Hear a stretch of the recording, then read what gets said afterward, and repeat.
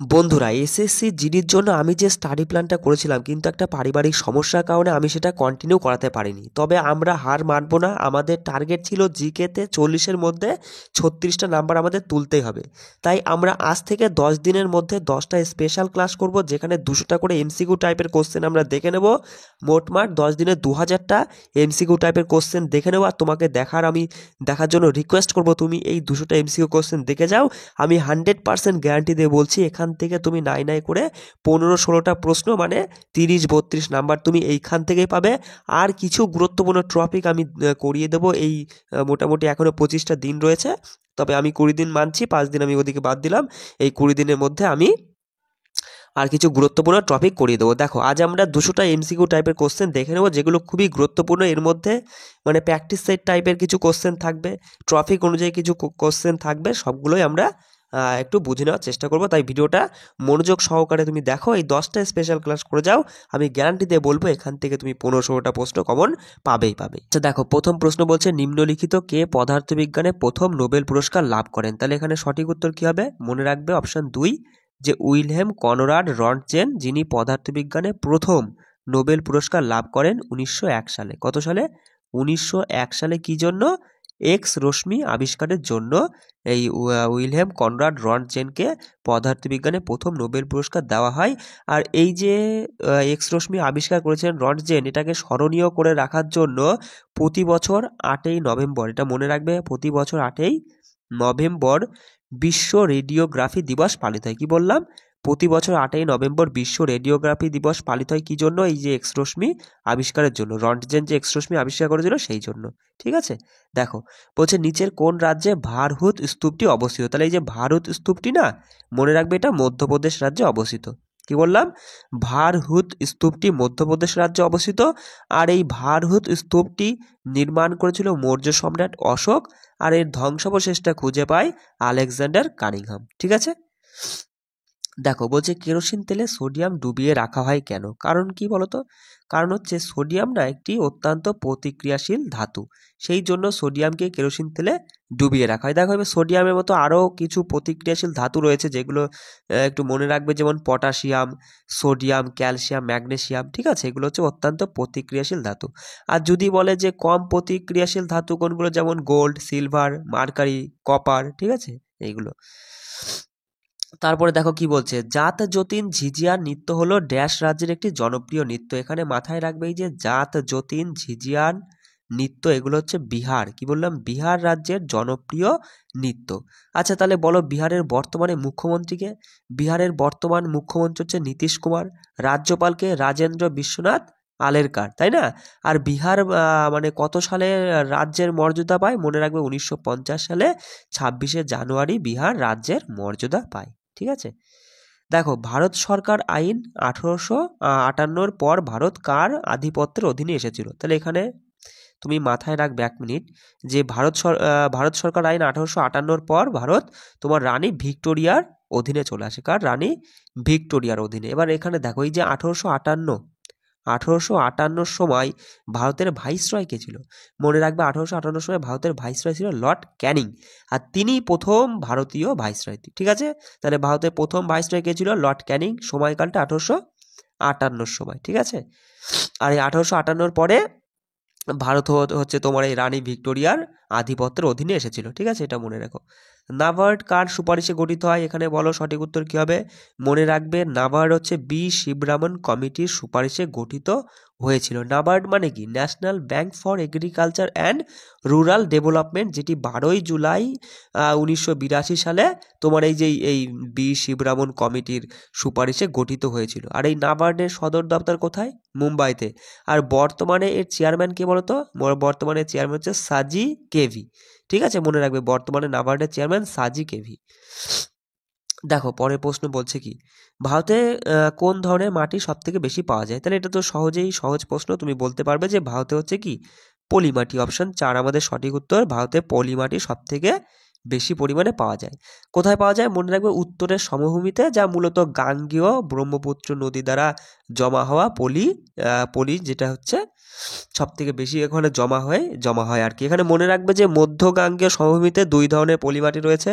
আমরা তো জানি একটা হচ্ছে খাদর আর একটা হচ্ছে ভাঙর। খাদর মানে কি? খাদর মানে হচ্ছে নতুন পলিমাটি, আর ভাঙর মানে হচ্ছে পুরাতন পলিমাটি। ঠিক আছে, এটাও কিন্তু মাথায় রেখো। দেখো তারপরে বলছে ভারতে জাতীয় ভোটার দিবস কত তারিখে পালিত হয়? এটা মাথায় রাখবে যে ভারতে জাতীয় ভোটার দিবসটা পালিত হয় 25শে জানুয়ারি। কি বললাম বস? 25শে জানুয়ারি মাথায় রাখবে। মনে রাখবে ভারতের নির্বাচন কমিশন কবে প্রতিষ্ঠিত হয়? মনে রাখবে ভারতের নির্বাচন কমিশন প্রতিষ্ঠিত হয়েছিল 1950 সালে 25শে জানুয়ারি। এই যে 1950 সালে 25শে জানুয়ারি ভারতের যে নির্বাচন কমিশন প্রতিষ্ঠিত হয়, এটাকে স্মরণীয় করে রাখার জন্য 2011 সাল থেকে জাতীয় ভোটার দিবস পালিত হচ্ছে। কত সাল থেকে? 2011 সাল থেকে জাতীয় ভোটার দিবস পালিত হচ্ছে তোমার এই 25শে জানুয়ারির দিনটিকে। আর একটা জিনিস মনে রাখবে, এই 25শে জানুয়ারির দিনটায় না তোমার হচ্ছে ভারত পর্যটন দিবসও পালিত হয়। কি বললাম? ভারত পর্যটন দিবসও পালিত হচ্ছে এই তোমার 25শে জানুয়ারির দিনটিকে। বলছে পরবর্তী প্রশ্ন যে নিম্নলিখিত গুলির মধ্যে কে 57তম জ্ঞানপীঠ পুরস্কারে ভূষিত হয়েছেন? এখানে সঠিক উত্তর কি? মনে রাখবে দামোদর মৌজো। ঠিক আছে, দামোদর মৌজো 57তম জ্ঞানপীঠ পুরস্কারে ভূষিত হয়েছেন। অপশন 3 আমাদের সঠিক উত্তর। এবার দেখো দামোদর মৌজোর বিখ্যাত একটা উপন্যাস আছে যার নাম হচ্ছে কারমেলিন। ঠিক আছে, কারমেলিন। এই উপন্যাসের জন্যই তিনি 1983 সালে সাহিত্য একাডেমি পুরস্কার পান। ঠিক আছে, পরীক্ষায় কিন্তু খুব গুরুত্বপূর্ণ পয়েন্ট আমি বলে দিচ্ছি, মাথায় রাখবে যে 1983 সালে তোমার হচ্ছে এই কারমেলিন উপন্যাসের জন্য দামোদর মৌজো সাহিত্য একাডেমি পুরস্কার পেয়েছিলেন। এটা কিন্তু খুব গুরুত্বপূর্ণ পয়েন্ট আমি বলে দিলাম। দেখো 2023 সালে আগস্ট মাসে ভারত শ্রীলঙ্কার কাছে কোন সামুদ্রিক নজরদারি বিমান হস্তান্তর করে?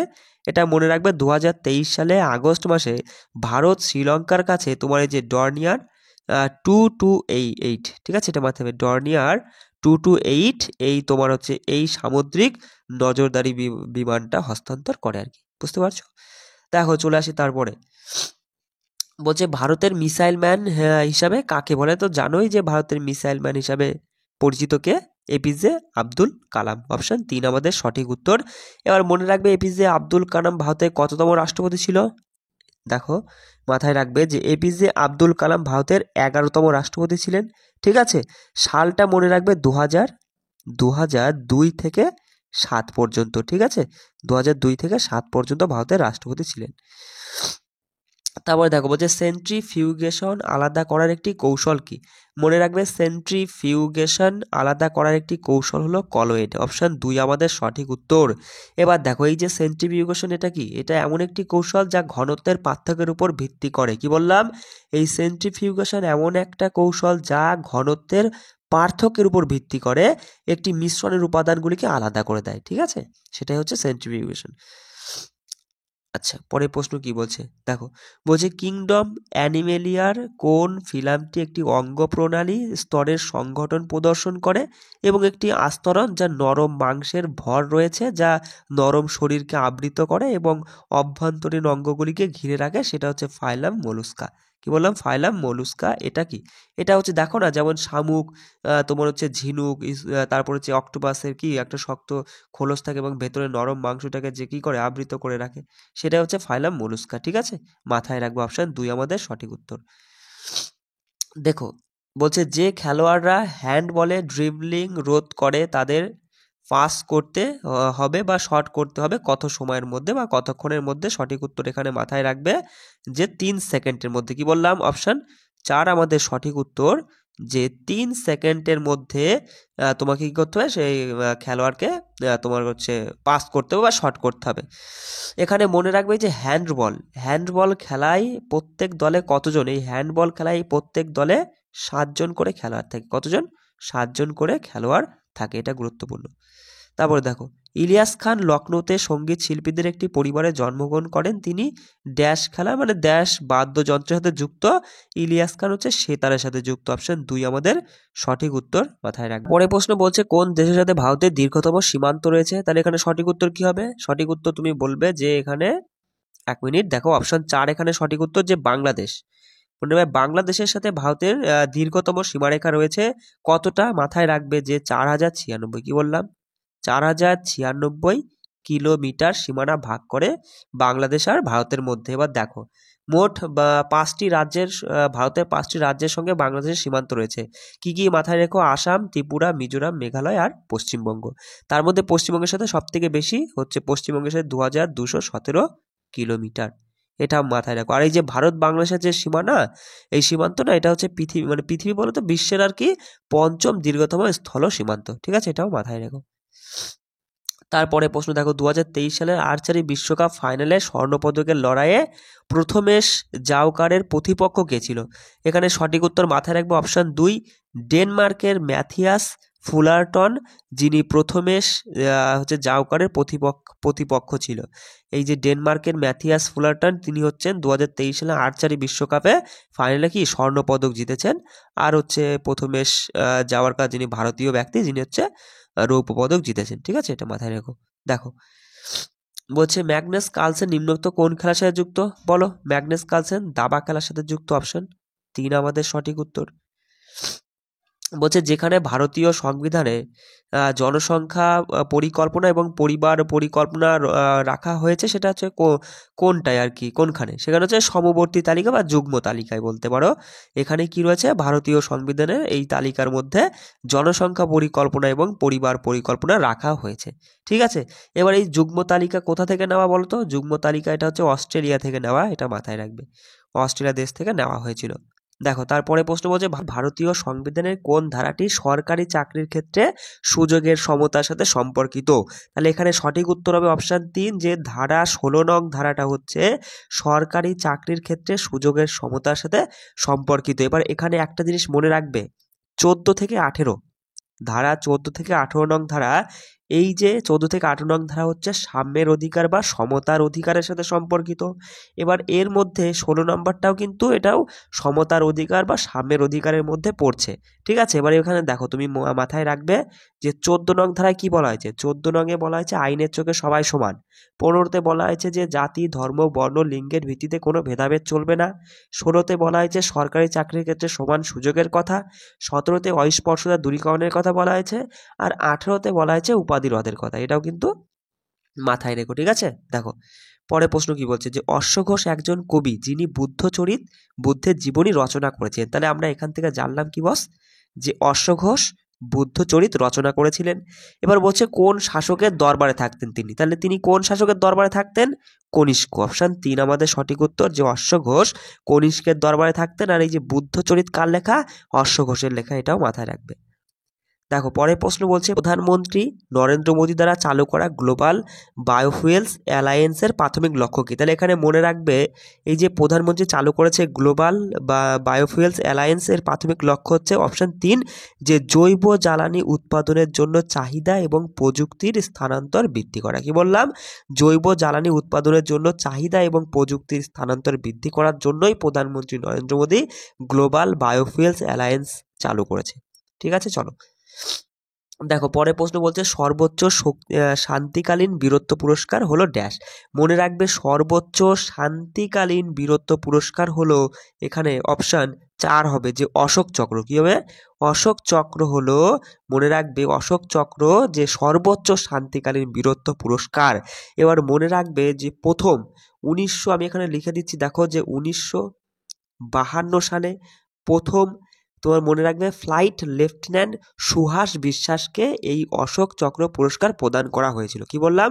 1952 সালে প্রথম ফ্লাইট লেফটেন্যান্ট সুহাস বিশ্বাসকে তোমার এই প্রথম অশোক চক্র পুরস্কার, বীরত্ব পুরস্কার প্রদান করা হয়। এবার দেখো এখানে যদি প্রশ্নটা এমন হয় যে ভারতের সর্বোচ্চ অসামরিক সম্মান কোনটি, তখন কিন্তু ভারতরত্ন হতো, যে ভারতের সর্বোচ্চ অসামরিক সম্মান হলো ভারতরত্ন। মাথায় রাখবে, কেমন? চলো আচ্ছা তারপরে প্রশ্ন দেখো, বলছে বদ্ধ অর্থনীতি হলো সেই অর্থনীতি যেখানে ড্যাশ। এখানে মনে রাখবে বদ্ধ অর্থনীতি হলো সেই অর্থনীতি যেখানে কি, যেখানে কোনো বৈদেশিক বাণিজ্য নেই। অপশন 4 আমাদের সঠিক উত্তর, যেখানে কোনো বৈদেশিক বাণিজ্য নেই।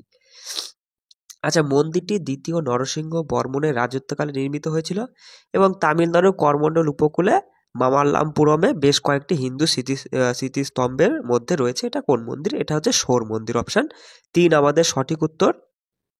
দেখে নাও অপশন 3 শোর মন্দির। কেমন? এবার এখানে মনে রাখো যে তুমি জানতে পারলে যে শোর মন্দিরটা দ্বিতীয় নরসিংহ বর্মনের রাজত্বকালে নির্মিত হয়। কোথায় অবস্থিত? তামিলনাড়ুতে অবস্থিত। ঠিক আছে, এবার এখানে মনে রাখো যে এই শোর মন্দির 1984 সালে ইউনেস্কো দ্বারা ওয়ার্ল্ড হেরিটেজ সাইটের অন্তর্ভুক্ত করা হয়েছিল। ঠিক আছে, তার সাথে এখানে আর একটা পয়েন্ট, এই যে প্রথম অপশনটা যে বৃহদেশ্বর মন্দির, না এটাও তামিলনাড়ুতে অবস্থিত। মনে রাখবে এই যে বৃহদেশ্বর মন্দিরটা চোল সম্রাট প্রথম রাজরাজ চোল দ্বারা নির্মিত হয়েছিল। আর এই যে বৃহদেশ্বর মন্দিরটা হচ্ছে, এখানে এই মন্দিরে ভগবান শিবকে উৎসর্গ করা হয়। ঠিক আছে, এটাও তুমি মাথায় রাখবে।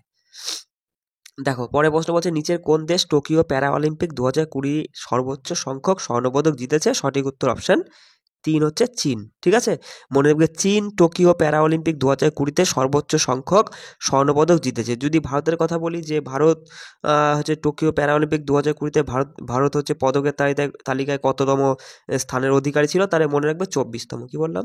ভারত হচ্ছে 24তম পদকের তালিকায় 24তম স্থানে রয়েছে।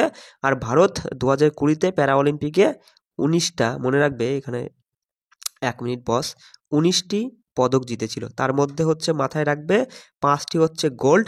ঠিক আছে, 5টা গোল্ড আর হচ্ছে 8টা মতো, হ্যাঁ 8টাই হচ্ছে তোমার হচ্ছে সিলভার, আর হচ্ছে 6টা হচ্ছে ব্রোঞ্জ। ঠিক আছে, পদক জিতেছিল, এটা মাথায় রাখো। দেখো ইস্ট শোষণের সময় ড্যাশ গ্যাস উৎপন্ন হয়। মনে রাখবে ইস্ট শোষণের সময় কার্বন ডাই অক্সাইড গ্যাস উৎপন্ন হয়। অপশন 4 আমাদের সঠিক উত্তর। বলছে 2023 সালে আর্চারি বিশ্বকাপ ফাইনালে স্বর্ণপদকের লড়াইয়ে প্রথমে জাওকারের প্রতিপক্ষ, এটা তো আমরা দেখেছি মনে হয়, প্রশ্নটা রিপিটেড হয়ে গেছে। যাই হোক, দেখো অপশন 2 আমাদের সঠিক উত্তর, যে ডেনমার্ক। ঠিক আছে, ম্যাথিয়াস ফুলারটন ছিল প্রতিপক্ষ। কার প্রতিপক্ষ? ভারতীয় আর্চারি খেলোয়াড় প্রথমে জাওকারের প্রতিপক্ষ ছিল। আচ্ছা, পরে প্রশ্ন বলছে, পশ্চিম হিমালয়ের বৌদ্ধ শিক্ষার বৃহত্তম কেন্দ্র কাইগোম্পা ড্যাশ রাজ্যে বা কেন্দ্রহিত অঞ্চলে অবস্থিত। তাহলে এই মনে রাখবে, এই যে পশ্চিম হিমালয়ের বৌদ্ধ শিক্ষার বৃহত্তম কেন্দ্রের নাম কি? কাইগোম্পা। এই কাইগোম্পা হচ্ছে হিমাচল প্রদেশে অবস্থিত। কোথায়? হিমাচল প্রদেশে। এবার তাহলে বলে ফেলো, হিমাচল প্রদেশের বর্তমান মুখ্যমন্ত্রীকে? মনে রাখবে হিমাচল প্রদেশের বর্তমান মুখ্যমন্ত্রী হচ্ছে সুখবিন্দর সিং সুখু। ঠিক আছে, কি বললাম? সুখবিন্দর সিং সুখু। আর রাজ্যপাল হচ্ছে শিব প্রতাপ শুক্লা। ঠিক আছে, এই দুটো মনে রাখবে। আর হিমাচল প্রদেশের দুটো রাজধানী তো জানোই, একটা গ্রীষ্মকালীন হচ্ছে সিমলা, শীতকালীন ধর্মশালা। ঠিক আছে, আচ্ছা তারপরে বলছে জাতীয় উদ্যান, ড্যাশ জাতীয় উদ্যান হলো ভারতের প্রাচীনতম জাতীয় উদ্যান। জানোই যে জিম করবেট, তাই তো? জিম করবেট জাতীয় উদ্যানটা হলো ভারতের প্রাচীনতম জাতীয় উদ্যান।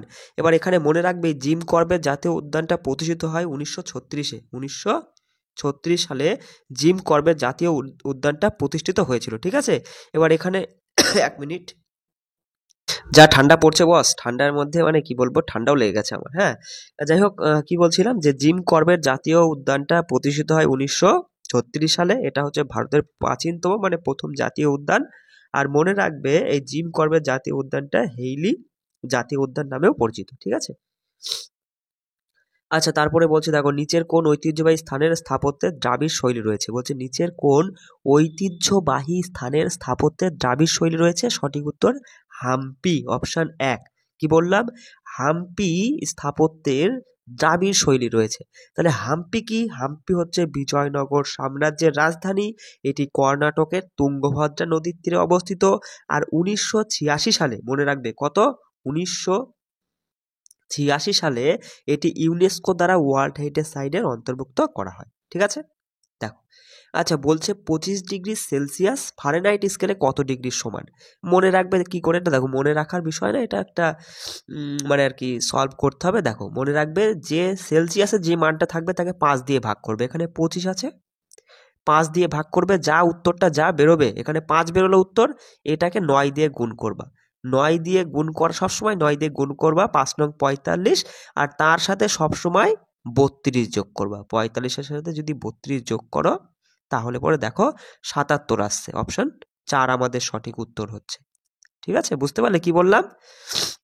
একটু বুঝে নাও যে সেলসিয়াসের যে মানটা থাকবে তাকে তুমি 5 দিয়ে ভাগ করে 9 গুণ করে 32 যোগ করলেই ফারেনহাইট চলে আসবে। পরবর্তী প্রশ্নটা বলছে ক্রিকেট বিশ্বকাপ 1983 নিচের কোন স্থানে অনুষ্ঠিত হয়েছিল? তাহলে এখানে সঠিক উত্তর কী হবে, যে এই যে ক্রিকেট বিশ্বকাপ 1983 সালের বিশ্বকাপটা হয় ইংল্যান্ডে, তাই তো?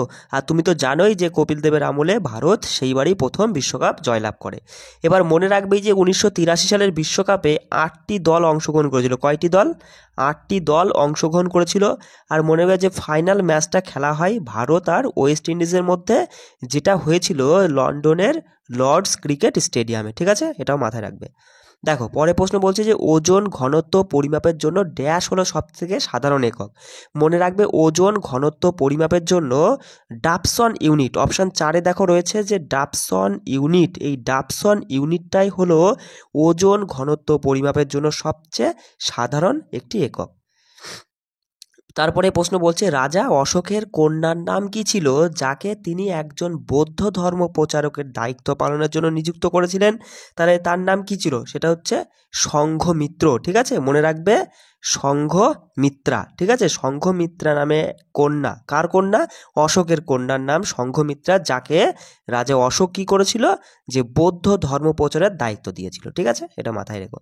দেখো পরের প্রশ্ন বলছে যে ভারতীয় সংবিধানের নিচের কোন ধারায় রাষ্ট্রপতিকে প্রধানমন্ত্রী নিয়োগের ক্ষমতা দেওয়া হয়েছে? তাহলে এখানে মনে রাখবে যে অপশান 4, যে 75 নং ধারায়, কি বললাম?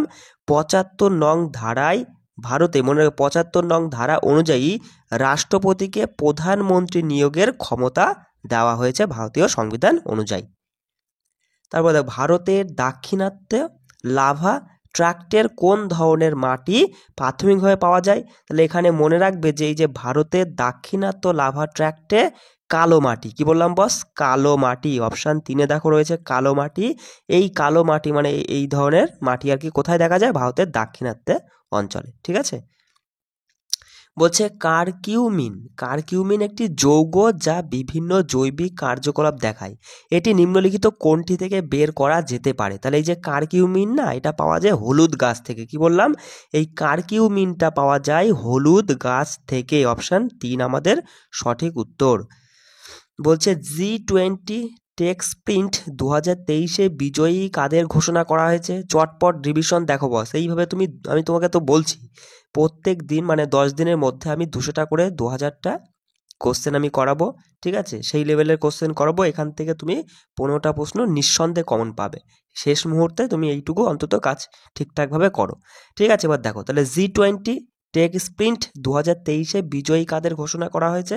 মনে রাখবে G20 টেক স্প্রিন্ট 2023-এ বিজয়ী হিসেবে ঘোষণা করা হলো BIS-কে, কি বললাম? BIS, অপশান 4 আমাদের সঠিক উত্তর। আচ্ছা দেখো বলছে মরলে মিন্টো সংস্কার ভাইসরয়কে তার কার্যনির্বাহী পরিষদে একজন ভারতীয় সদস্যকে মনোনীত করার ক্ষমতা দেয়। তাই যে ভাইসরয়ের কার্যনির্বাহী পরিষদে যোগদানকারী প্রথম ভারতীয়কে, তাহলে এখানে সঠিক উত্তর মনে রাখবো অপশান 2, যে সত্যেন্দ্র প্রসাদ সিনহা। কি বললাম? সত্যেন্দ্র প্রসাদ সিনহা হলেন ভাইসরয়ের কার্যনির্বাহী পরিষদে যোগদানকারী প্রথম ভারতীয়, ঠিক আছে? চলো আচ্ছা বলছে দেখো জুন 2022 সালে ভারতীয় রিজার্ভ ব্যাংক ড্যাশ শিরোনামের সাথে একটি প্রতিবেদন প্রকাশ করেছে। তাহলে মনে রাখবে যে জুন 2022 সালে ভারতীয় রিজার্ভ ব্যাংক পেমেন্টস ভিশন 2025, কি বললাম? পেমেন্ট ভিশন 2025 শিরোনামের একটি প্রতিবেদন প্রকাশ করেছে, অপশান 2 আমাদের সঠিক উত্তর। গ্লোবাল পিস ইন্ডেক্স 2023-এর যে 17তম সংস্করণটা হয়, সেখানে ভারতের স্থান মানে ভারত কততম স্থানের অধিকারী সেটা তোমাকে জানতে চেয়েছে। তাহলে এখানে মনে রাখবা যে গ্লোবাল পিস ইন্ডেক্স 2023-এর যে 17তম সংস্করণটা হয়, সেখানে ভারতের স্থান 136তম, অপশান 3 আমাদের সঠিক উত্তর, 136তম। এবার দেখো এখানে একটা কথা বলে দিই, মনে রাখবে যে প্রথম স্থানে রয়েছে, শীর্ষস্থানে রয়েছে কিন্তু আইসল্যান্ড, ঠিক আছে? এই যে গ্লোবাল পিস ইন্ডেক্সের শীর্ষস্থানে রয়েছে 17তম সংস্করণে আইসল্যান্ড, ঠিক আছে? এটা মাথায় রেখো। দেখো তারপরে প্রশ্ন বলছে ভারতের নিচের কোন হ্রদটি উপকূল হ্রদ নয়, মানে উপহ্রদ নয় আর কি, ঠিক আছে? উপকূল নয়, সরি উপহ্রদ নয়। তাহলে এখানে দেখো 4টে অপশনের মধ্যে বলছে কোনটা উপহ্রদ নয়। আচ্ছা ভেম্বানাথ, তুমি যদি ভেম্বানাথ দেখো, ভেম্বানাথ হচ্ছে কেরালার বৃহত্তম একটি উপহ্রদ, তাই না? পুলিকটটা দেখলে পরে তুমি বলবে যে পুলিকট হচ্ছে ভারতের দ্বিতীয় বৃহত্তম নোনা জলের উপহ্রদ। লোকটাকের কথা আসলে লোকটাক হচ্ছে যেটা কোথায়, লোকটাক হচ্ছে মণিপুরে অবস্থিত। এটা হচ্ছে ভারতের বৃহত্তম প্রাকৃতিক স্বাদু জলের হ্রদ, এটা কিন্তু হ্রদ। লোকটাকটা হলো হ্রদ, এটা কিন্তু উপহ্রদ নয়। তাহলে অপশন 3 আমাদের সঠিক উত্তর। চিল্কা তো জানোই যে উড়িষ্যার একটি উপহ্রদ, তাই না? তারপরে বলছে দেখো, নিম্নলিখিত কোন পদ্ধতি ব্যবহার করে দুটি মিশ্রিত তরল সমন্বিত মিশ্রণের উপাদানগুলিকে আলাদা করা হয়, যা পচন ছাড়াই ফুটতে পারে এবং তাদের নিজস্ব স্ফুটনাঙ্কের মধ্যে যথেষ্ট পার্থক্য রয়েছে, সেটা হচ্ছে পাতন। মাথায় রাখবে, অপশন 2 আমাদের সঠিক উত্তর। বলছে কর্ণাটকের গুলবার্গের বাহুমণি স্মৃতিস্তম্ভগুলি ড্যাশ স্থাপত্য শৈলীর প্রতিনিধিত্ব করে। তাহলে এখানে মাথায় রাখবে যে কর্ণাটকের গুলবার্গের বাহুমণি স্মৃতিস্তম্ভগুলি দাক্ষিণাত্য স্থাপত্য শৈলী। অপশন 1 সঠিক উত্তর, যে দাক্ষিণাত্য স্থাপত্য শৈলীর প্রতিনিধিত্ব করে। তারপরে বলছে দেখো, নিম্নলিখিত কোন যন্ত্রটি বায়ু বা গ্যাসের আর্দ্রতা পরিমাপের জন্য ব্যবহৃত হয়? তাহলে এখানে সঠিক উত্তর কি? হাইগ্রোমিটার। অপশন 2 হাইগ্রোমিটার হচ্ছে বায়ু বা গ্যাসের আর্দ্রতা পরিমাপক যন্ত্র। ঠিক আছে। বলছে নিচে কোনটি জোয়ার ভাটার বন্দর? দেখো অপশন 2 এ রয়েছে কি? অপশন 2 এ রয়েছে কান্ডালা। মনে রাখবে এই কান্ডালা একটি জোয়ার ভাটার বন্দর। কি বললাম? এই যে অপশন 2 এ রয়েছে কান্ডালা হলো জোয়ার ভাটার বন্দর। বলছে 2023 সালে নেলসন ম্যান্ডেলা আন্তর্জাতিক দিবসের থিম কি ছিল? তাহলে এখানে মাথায় রাখবে যে 2023 সালে নেলসন ম্যান্ডেলা আন্তর্জাতিক দিবসের থিমটা ছিল দ্য লিগেসি। দেখো অপশন 3 এ রয়েছে the legacy lives on through you climate food and কি সলিডারিটি। ঠিক আছে, এই যে অপশন 3 এ যেটা রয়েছে এটাই আমাদের সঠিক উত্তর। বলছে নিম্নলিখিত কোন ফল বা সবজিতে লাইকোপিন রঞ্চক পাওয়া যায়? এই যে লাইকোপিন রঞ্চকটা পাওয়া যায় টমেটোতে। ঠিক আছে, কি বললাম? লাইকোপিন রঞ্চকটা পাওয়া যায় টমেটো। অপশন 3 আমাদের সঠিক উত্তর। ভারতের সংবিধানে পঞ্চবার্ষিকী পরিকল্পনার ধারণাটি কোন দেশের কাছ থেকে গ্রহণ করা হয়েছিল? মনে রাখবেই যে ভারতীয় সংবিধানে পঞ্চবার্ষিকী পরিকল্পনার ধারণাটি রাশিয়ার কাছ থেকে নেওয়া হয়েছিল।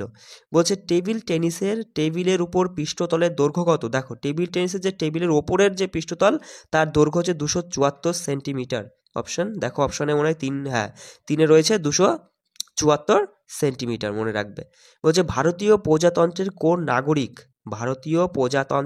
নাগরিক 1998 সালে নোবেল পুরস্কার লাভ করেছে? মনে রাখবে অমর্ত্য সেন। কি বললাম? অমর্ত্য সেন। দেখো অপশন 2 এ রয়েছে অমর্ত্য সেন, তিনি হচ্ছেন 1998 সালে নোবেল পুরস্কার লাভ করেছেন। ঠিক আছে। বলছে নিউক্লিয়াস এবং কোষের ঝিল্লির মধ্যবর্তী জেলির মতো পদার্থকে কি বলে? সাইটোপ্লাজম, তাই না? তাহলে নিউক্লিয়াস ও কোষের ঝিল্লির মধ্যবর্তী জেলির মতো পদার্থকে বলা হয় সাইটোপ্লাজম। বলছে নিম্নলিখিত কে রিভ্যাম্পেড ইন্ডিয়া এনার্জি সিকিউরিটি কি বলছে সিনেরিয়স এর 2047 প্রকাশ করেছে? এটা হচ্ছে সঠিক উত্তর নীতি আয়োগ। মনে রাখবে অপশন 1 এ রয়েছে নীতি আয়োগ কি করেছে? ইন্ডিয়া এনার্জি সিকিউরিটি সিনেরিয়াস 2047 এটা প্রকাশ করেছে। বুঝতে পারছো আমি কি বলতে চাইছি? অপশন 1 আমাদের সঠিক উত্তর। বলছে একটি রাজ্যের রাজ্যপাল হিসাবে নিয়োগের জন্য ভারতের সংবিধান দ্বারা নির্ধারিত ন্যূনতম বয়স কত? তাহলে এখানে সঠিক উত্তর কি হবে? মনে রাখবে যে একটি রাজ্যের রাজ্যপাল নির্বাচনে নিয়োগের জন্য ভারতের সংবিধান দ্বারা নির্ধারিত ন্যূনতম বয়স হচ্ছে 35 বছর। অপশন 2 এ দেখো রয়েছে 35 বছর। ঠিক আছে। আদমশুমারি 2011 অনুসারে কোন সাক্ষরতা হার মানে কোন জোড়াটা সঠিক সেটা তোমাকে বলতে বলেছে। দেখো আদমশুমারি 2011 অনুযায়ী আমরা জানি পুরুষ সাক্ষরতার হার 82.14%, এটা তো ঠিক। মহিলা সাক্ষরতার 75.46%, এটা কিন্তু ঠিক নয়। আমরা জানি 2011 সালের আদমশুমারি অনুযায়ী মহিলা সাক্ষরতার হার 75.46%। তাহলে এখানে ওটা 2 নম্বরটা ঠিক বসায়নি, ভুল বলেছে। তাহলে আমরা বলবো কেবলমাত্র 2 সঠিক। অপশন কেবলমাত্র 1 সঠিক, মানে অপশন 2 এখানে সঠিক উত্তর। বুঝতে পারছো কি বললাম আমি? দেখো জাতীয় গ্রামীণ কর্মসংস্থান কর্মসূচি 1989 সালে ড্যাশের সাথে একীভূত হয়। তাহলে এখানে মনে রাখবে জাতীয় গ্রামীণ কর্মসংস্থান কর্মসূচি 1989 সালে এটি মনে রাখবে। দেখো অপশন 4 এ রয়েছে জহর রোজগার যোজনা। এই জহর রোজগার যোজনার সাথে একীভূত হয়। কি বললাম? অপশন 4-এ যেটা রয়েছে জহর রোজগার যোজনা, এই জহর রোজগার যোজনার সাথে জাতীয় গ্রামীণ কর্মসংস্থান কর্মসূচিটা মানে একীভূত হয়েছিল। ঠিক আছে, দেখো পরের প্রশ্ন বলছে গুপ্ত যুগে ব্রাহ্মণদের দান করা জমিকে কি বলা হতো? মনে রাখবে গুপ্ত যুগে ব্রাহ্মণদের যে জমি দান করা হতো সেটা হচ্ছে অগ্রহারা বলা হতো। কি বলা হতো? অগ্রহারা। অপশন 4 আমাদের সঠিক উত্তর। বলছে নিম্নলিখিত ব্যক্তিদের মধ্যে কে মোহাম্মদ ঘুরির সেনাপতি ছিলেন এবং ভারতের দাস রাজবংশ প্রতিষ্ঠা করেছেন? তাহলে তুমি তো জানোই যে দাস রাজবংশ প্রতিষ্ঠার কথা বলা হয়েছে, তাহলে কি এখানে কি হবে? কুতুবউদ্দিন আইবক। অপশন 4 আমাদের সঠিক উত্তর। বুঝতে পারলে? বলছে ভারতীয় পারমাণবিক কর্মসূচির জনক হিসাবে কে পরিচিত? বলো। হোমি জাহাঙ্গীর ভাবা, তাই না? আমরা তো জানি যে ভারতীয়, এখন এগুলো কিন্তু সব তোমার কি বলবো বস, এগুলো সব তোমার জানা প্রশ্ন, তুমি এখন শুধু রিভিশন করে নেবে কিন্তু। ঠিক আছে, তুমি এইভাবে 10টা আমি ক্লাস স্পেশাল ক্লাস দিচ্ছি। ঠিক আছে, আমার শরীরটা মানে কি বলবো, আমার পারিবারিক সমস্যার পাশাপাশি আমার নিজের শরীরটাও ঠিকঠাক বেশি একটা ভালো নেই বলে আমি কন্টিনিউ ক্লাস করাতে পারিনি, কিছুদিন বাদ চলে গেছে। যাই হোক, এই 10টা দিনের ক্লাস আমি অবশ্যই করাবো, এই স্পেশাল ক্লাস 10টা। আর এই 10টা করে যাও, জিকে থেকে এখান থেকে তুমি অন্তত 30 নাম্বার পাবেই পাবে। ঠিক আছে, আর আমি ট্রফিকগুলো তো দিয়েই দিয়েছি, এইগুলো সব করে নাও। মোটামুটি 9 করে 35-এর উপর নাম্বার তোমার থাকবে জিকে থেকে। আর ম্যাথ, জিআই এগুলো আর হিন্দির জন্য আমি পিডিএফ এগুলো সব দিয়ে দিচ্ছি টেলিগ্রামে। ঠিক আছে, ওখান থেকে নিয়ে নাও, সব পিডিএফে দিয়ে দেবো। তাহলে কি বললাম, এই প্রশ্নটা দেখো যে ভারতীয় পারমাণবিক কর্মসূচির জনক হিসাবে পরিচিত হোমি জাহাঙ্গীর ভাবা। বলছে নিম্নলিখিত ব্যক্তিদের মধ্যে কে বলছে বিধবাদের বিবাহের প্রতিবন্ধকতা দূর করতে গুরুত্বপূর্ণ ভূমিকা পালন করেছিলেন, যার ফলে 1856 সালে এই বিষয়ে একটি আইন প্রণয়ন হয়েছিল? কার জন্য? ঈশ্বরচন্দ্র বিদ্যাসাগরই তো ছিল মানে গুরুত্বপূর্ণ ভূমিকা পালন করেছিল, তাই না? আমরা তো জানি যে ঈশ্বরচন্দ্র বিদ্যাসাগর গুরুত্বপূর্ণ ভূমিকা পালন করেছিল বিধবা বিবাহ আর কি বিধবা বিবাহ আইন প্রণয়নের জন্য, তাই না? আচ্ছা, তারপরে চলে আসি পরে প্রশ্ন বলছে গ্রুপ 16 এর কোন উপাদানটির ঘরের তাপমাত্রায় গ্যাস হিসাবে বিদ্যমান এবং এর স্বতন্ত্র গন্ধের জন্য সুপরিচিত? সালফার। অপশন 2-এ দেখো রয়েছে কি সালফার। মনে রাখবে সালফার, এগুলো অক্সিজেন, সালফার, এই যে সেলেনিয়াম, এগুলো সবই কিন্তু তোমার মনে চ্যালকোজেন মৌল। মনে রাখবে গ্রুপ 16 মানে পর্যায় সারণী গ্রুপ 16-র মধ্যে পড়ছে। আর এর মধ্যে এই সালফারটা না, সালফারটা হচ্ছে ঘরের তাপমাত্রায় গ্যাসীয় হিসাবে পাওয়া যায়, বিদ্যমান। আর এটা হচ্ছে কি এর একটা নিজস্ব গন্ধ আছে। ঠিক আছে, হ্যাঁ। পরে প্রশ্ন বলছে কোন সরকারি মন্ত্রণালয় 2022 সালের জুলাই মাসে একটি পারফরমেন্স এবং দক্ষতা অডিট করার জন্য প্রতিরক্ষা সচিবকে সভাপতি হিসাবে একটি শীর্ষ কমিটি গঠন করেছে? সঠিক উত্তর হবে যে প্রতিরক্ষা মন্ত্রণালয়ের অধীনে। কি বললাম? প্রতিরক্ষা, 1 মিনিট, অপশন 4-এ দেখো রয়েছে প্রতিরক্ষা মন্ত্রণালয়ের অধীনে। পরবর্তী প্রশ্নটা বলছে যে রাজ্যগুলিতে আইন পরিষদ গঠনের সাথে ভারতের সংবিধানের নিচের কোন ধারাটি জড়িত? তাহলে এখানে মনে রাখবে যে রাজ্যগুলিতে আইন পরিষদ গঠনের সাথে ভারতের সংবিধানের 169 নং ধারাটা জড়িত। অপশন 2 আমাদের সঠিক উত্তর। ঠিক আছে, চলো তারপরে বলছে নিচের কোন বিধানটি রাষ্ট্রীয় নীতি এবং মৌলিক কর্তব্য উভয়ের নির্দেশমূলক নীতির একটি অংশ? তাহলে এখানে মনে রাখবে যে পরিবেশ সুরক্ষা। কি বললাম? পরিবেশ সুরক্ষা হলো রাষ্ট্রীয় নীতি এবং মৌলিক কর্তব্য উভয়ের একটি নির্দেশমূলক নীতির একটি অংশ। ঠিক আছে, তারপরে প্রশ্ন কি বলছে দেখো যে অভিন্ন ত্বরণ সহ সরল রেখায় চলমান একটি কণার জন্য বেগ সময় গ্রাফের অধীনের ক্ষেত্রটিকে কি বোঝায়? মনে রাখবে যে অভিন্ন ত্বরণ সহ সরল রেখায় চলমান একটি কণার জন্য বেগ সময় গ্রাফের অধীনের ক্ষেত্রটিকে বলা হয় এর মোট সরণ। অপশন 2 আমাদের সঠিক উত্তর। বলছে আমজাদ আলী খান হলেন একজন ভারতীয় শাস্ত্রীয় সঙ্গীতজ্ঞ যিনি ড্যাশ বাজনার সাথে যুক্ত। তাহলে এখানে মনে রাখবে যে এই যে আমজাদ, কি বললাম বস, 1 মিনিট, দেখো যে আমজাদ আলী খান একজন ভারতীয় শাস্ত্রীয় সঙ্গীতজ্ঞ যিনি সরোদের সঙ্গে যুক্ত। অপশন 2 আমাদের সঠিক উত্তর। বলছে 2023 সালে স্কোয়াশ বিশ্বকাপ শিরোপ কে জিতেছে? মনে রাখবে 2023 সালে স্কোয়াশ বিশ্বকাপ শিরোপ জিতেছে মিশর দেশ। অপশন 2 আমাদের সঠিক উত্তর। বলছে নিচের কোন মন্দিরটি পল্লব মন্দির স্থাপত্যের উদাহরণ নয়? তাহলে এখানে দেখো পল্লব মন্দিরের স্থাপত্যের উদাহরণ নয় কোনটি? দেখো এই যে বীর তানেশ্বর মন্দির, তারপরে বৈকুণ্ঠ পেরুমল মন্দির, তারপরে কৈলাসনাথ মন্দির, এগুলো সবই কিন্তু মনে রাখবে পল্লব মন্দির স্থাপত্যের উদাহরণ। কিন্তু এই যে লাস্টে 4 নম্বরে রয়েছে দেখো 4 নম্বরে যে কি বলছে কোরঙ্গনাথ মন্দির, এটা কিন্তু মনে রাখবেই কোরঙ্গনাথ মন্দির হচ্ছে এটা পল্লব স্থাপত্যের উদাহরণ নয়। ঠিক আছে, এই কোরঙ্গনাথ মন্দিরটা মনে রাখবে, এটা হচ্ছে চোল সময় হয়েছিল। এটা হচ্ছে ওই প্রথম হচ্ছে কি পরাক্রান্ত চোল এই কোরঙ্গনাথ মন্দিরটা নির্মাণ করেছিল, এটা মাথায় রেখো। বলছে প্রাণী জগতের সাথে সম্পর্কিত নিচে দেওয়া প্রাণী পর্বের মধ্যে কোন জোড়াটি ভুল। এবার দেখো প্রাণী পর্বের কোন জোড়াটি, এই যে বলেছে লিভার ফ্লুক হচ্ছে কি বলছে নিমাটোডা পর্বের অন্তর্গত, এটা প্রথমটাই কিন্তু ভুল, এটাই সঠিক উত্তর। দেখো সাইকন হচ্ছে পেরিফেরা অন্তর্গত, এটা ঠিক। চিংড়ি আর্থাপোডা জানোই। স্টারফিস্ট হচ্ছে একাইনোডার্মাটা পর্বের অন্তর্গত, কিন্তু অপশন একে যেটা রয়েছে যে লিভার ফ্লুক, এটা হচ্ছে নিমাটোডা গোষ্ঠীর অন্তর্গত, এটা কিন্তু ভুল বলছে। ঠিক আছে, এটাই আমাদের সঠিক উত্তর। হ্যাঁ, একটু দেখে নিও। তারপরে প্রশ্ন দেখো, পরবর্তীতে মুঘল শাসকদের নিচে দেওয়া হলো, মানে এখানে 4টে মুঘল শাসকদের নাম তুলে দেওয়া আছে, আর বলছে যে তাদের রাজত্ব কাল অনুযায়ী তোমাকে সাজাতে হবে। তাহলে দেখো কি কি রয়েছে, দ্বিতীয় শাহ আলম রয়েছে, দ্বিতীয় আকবর শাহ রয়েছে, প্রথম বাহাদুর শাহ রয়েছে, আর মোহাম্মদ তোমার হচ্ছে শাহ রয়েছে। তাহলে প্রথমে এই যে 4টে এর মানে মুঘল শাসক অনুযায়ী এর মধ্যে প্রথমে হচ্ছে তুমি দেখবে যে প্রথম বাহাদুর শাহকে তুমি যদি দেখো, মনে রাখবে প্রথম বাহাদুর শাহ 1707 থেকে 12 পর্যন্ত শাসন করেছিল। তারপরে তুমি দেখবে হচ্ছে কি মোহাম্মদ শাহ হচ্ছে 1719 থেকে 48 পর্যন্ত শাসন করেছিল। মোহাম্মদ শাহর পরে তুমি দেখবে দ্বিতীয় শাহ আলম তোমার হচ্ছে 1759 থেকে 1806 পর্যন্ত আর কি শাসন করেছিল। আর তারপরে রয়েছে তারপরে হবে এই যে দ্বিতীয় আকবর শাহ। ঠিক আছে, দেখে নিও। আচ্ছা, তারপরে প্রশ্ন বলছে বিজ্ঞান ও প্রযুক্তির জন্য শান্তিস্বরূপ ভাটনগর পুরস্কার ড্যাশ বছর পর্যন্ত তোমার হচ্ছে বিজ্ঞান ও প্রযুক্তির যে কোনো ক্ষেত্রে গবেষণা নিযুক্ত ভারতের যে কোনো নাগরিককে দেওয়া হয়। তাহলে এখানে মনে রাখবে যে অপশন একে রয়েছে যে 45 বছর, না, মনে রাখবে বিজ্ঞান ও প্রযুক্তির জন্য এই যে শান্তিস্বরূপ ভাটনগর পুরস্কার 45 বছর পর্যন্ত বিজ্ঞান ও প্রযুক্তির যে কোনো ক্ষেত্রে গবেষণার জন্য ভারতের নাগরিকদের দেওয়া হয়ে থাকে। বলছে নিম্নলিখিত কোনটি ভারত ও নেপালের মধ্যে অবস্থিত একটি পর্বতশৃঙ্গ। তবে তো জানোই যে কাঞ্চনজঙ্ঘা, যদি দেখো, হ্যাঁ, অপশন 4-এ রয়েছে যে কাঞ্চনজঙ্ঘা, এটা হলো কি ভারত এবং নেপালের মধ্যে অবস্থিত একটি পর্বত, যেটা মনে রাখবে এই কাঞ্চনজঙ্ঘার উচ্চতাটা যদি তোমাকে জানতে চাই তাহলে তুমি বলবে যে 8,586 মিটার। ঠিক আছে, এটাও মাথায় রেখো।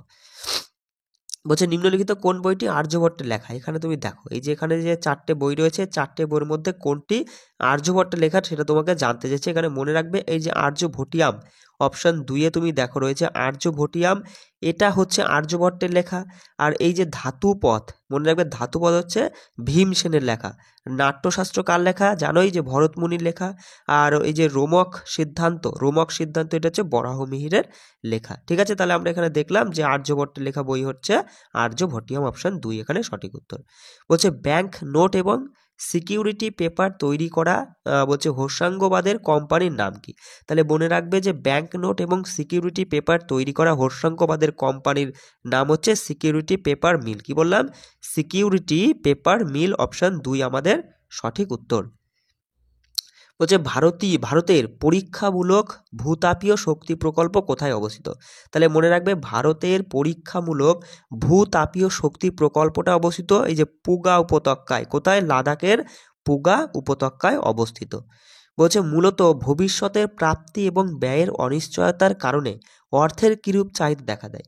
তাহলে মূলত ভবিষ্যতের প্রাপ্তি এবং ব্যয়ের অনিশ্চয়তার কারণে মনে রাখবে যে এই যে অপশন 4-এ রয়েছে যে সতর্কতামূলক অর্থের মানে চাহিদা দেখা যায়। কি বললাম, অপশন 4-এ দেখো রয়েছে সতর্কতামূলক অর্থের চাহিদা দেখা যায়।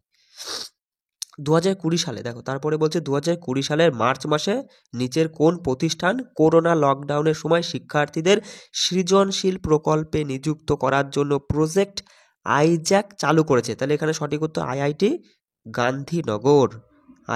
গান্ধীনগর, অপশন 2 আমাদের সঠিক উত্তর। বলছে পুরুষ দলের হচ্ছে ভলিবল খেলার জাল মানে মাটি থেকে কতটা উচ্চতায় হয়। তাহলে মনে রাখবে যে পুরুষ দলে ভলিবল খেলার যে জালটা সেটা মাটি থেকে 2.43 মিটার উচ্চতায় হয়। কি বললাম? 2.43 মিটার উচ্চতায়। পরবর্তী প্রশ্নটা বলছে প্রধানমন্ত্রী মুদ্রা যোজনায় কিশোর স্কিম ড্যাশের অধীনে প্রদত্ত সর্বাধিক ঋণের পরিমাণ কত? তাহলে এখানে সঠিক উত্তর হবে যে প্রধানমন্ত্রী মুদ্রা যোজনার কিশোর স্কিমের অধীনে প্রদত্ত সর্বাধিক ঋণের পরিমাণ 5 লক্ষ টাকা। অপশন 2 আমাদের সঠিক উত্তর। দেখো তারপরে বলছে কাওয়াস তাপবিদ্যুৎ কেন্দ্র নিচের কোন রাজ্যে অবস্থিত? তাহলে মনে রাখবে এই যে কাওয়াস তাপবিদ্যুৎ কেন্দ্র এটা গুজরাট রাজ্যে অবস্থিত। অপশন 1 আমাদের সঠিক উত্তর। বলছে কে ভারতের প্রথম মহিলা অর্থ সচিব হিসাবে নিযুক্ত হন? তাহলে ভারতের প্রথম মহিলা অর্থ সচিব হিসাবে নিযুক্ত হন সুষমা নাথ। কি বললাম? সুষমা নাথ হচ্ছেন ভারতের প্রথম মহিলা অর্থ সচিব হিসাবে নিযুক্ত হন।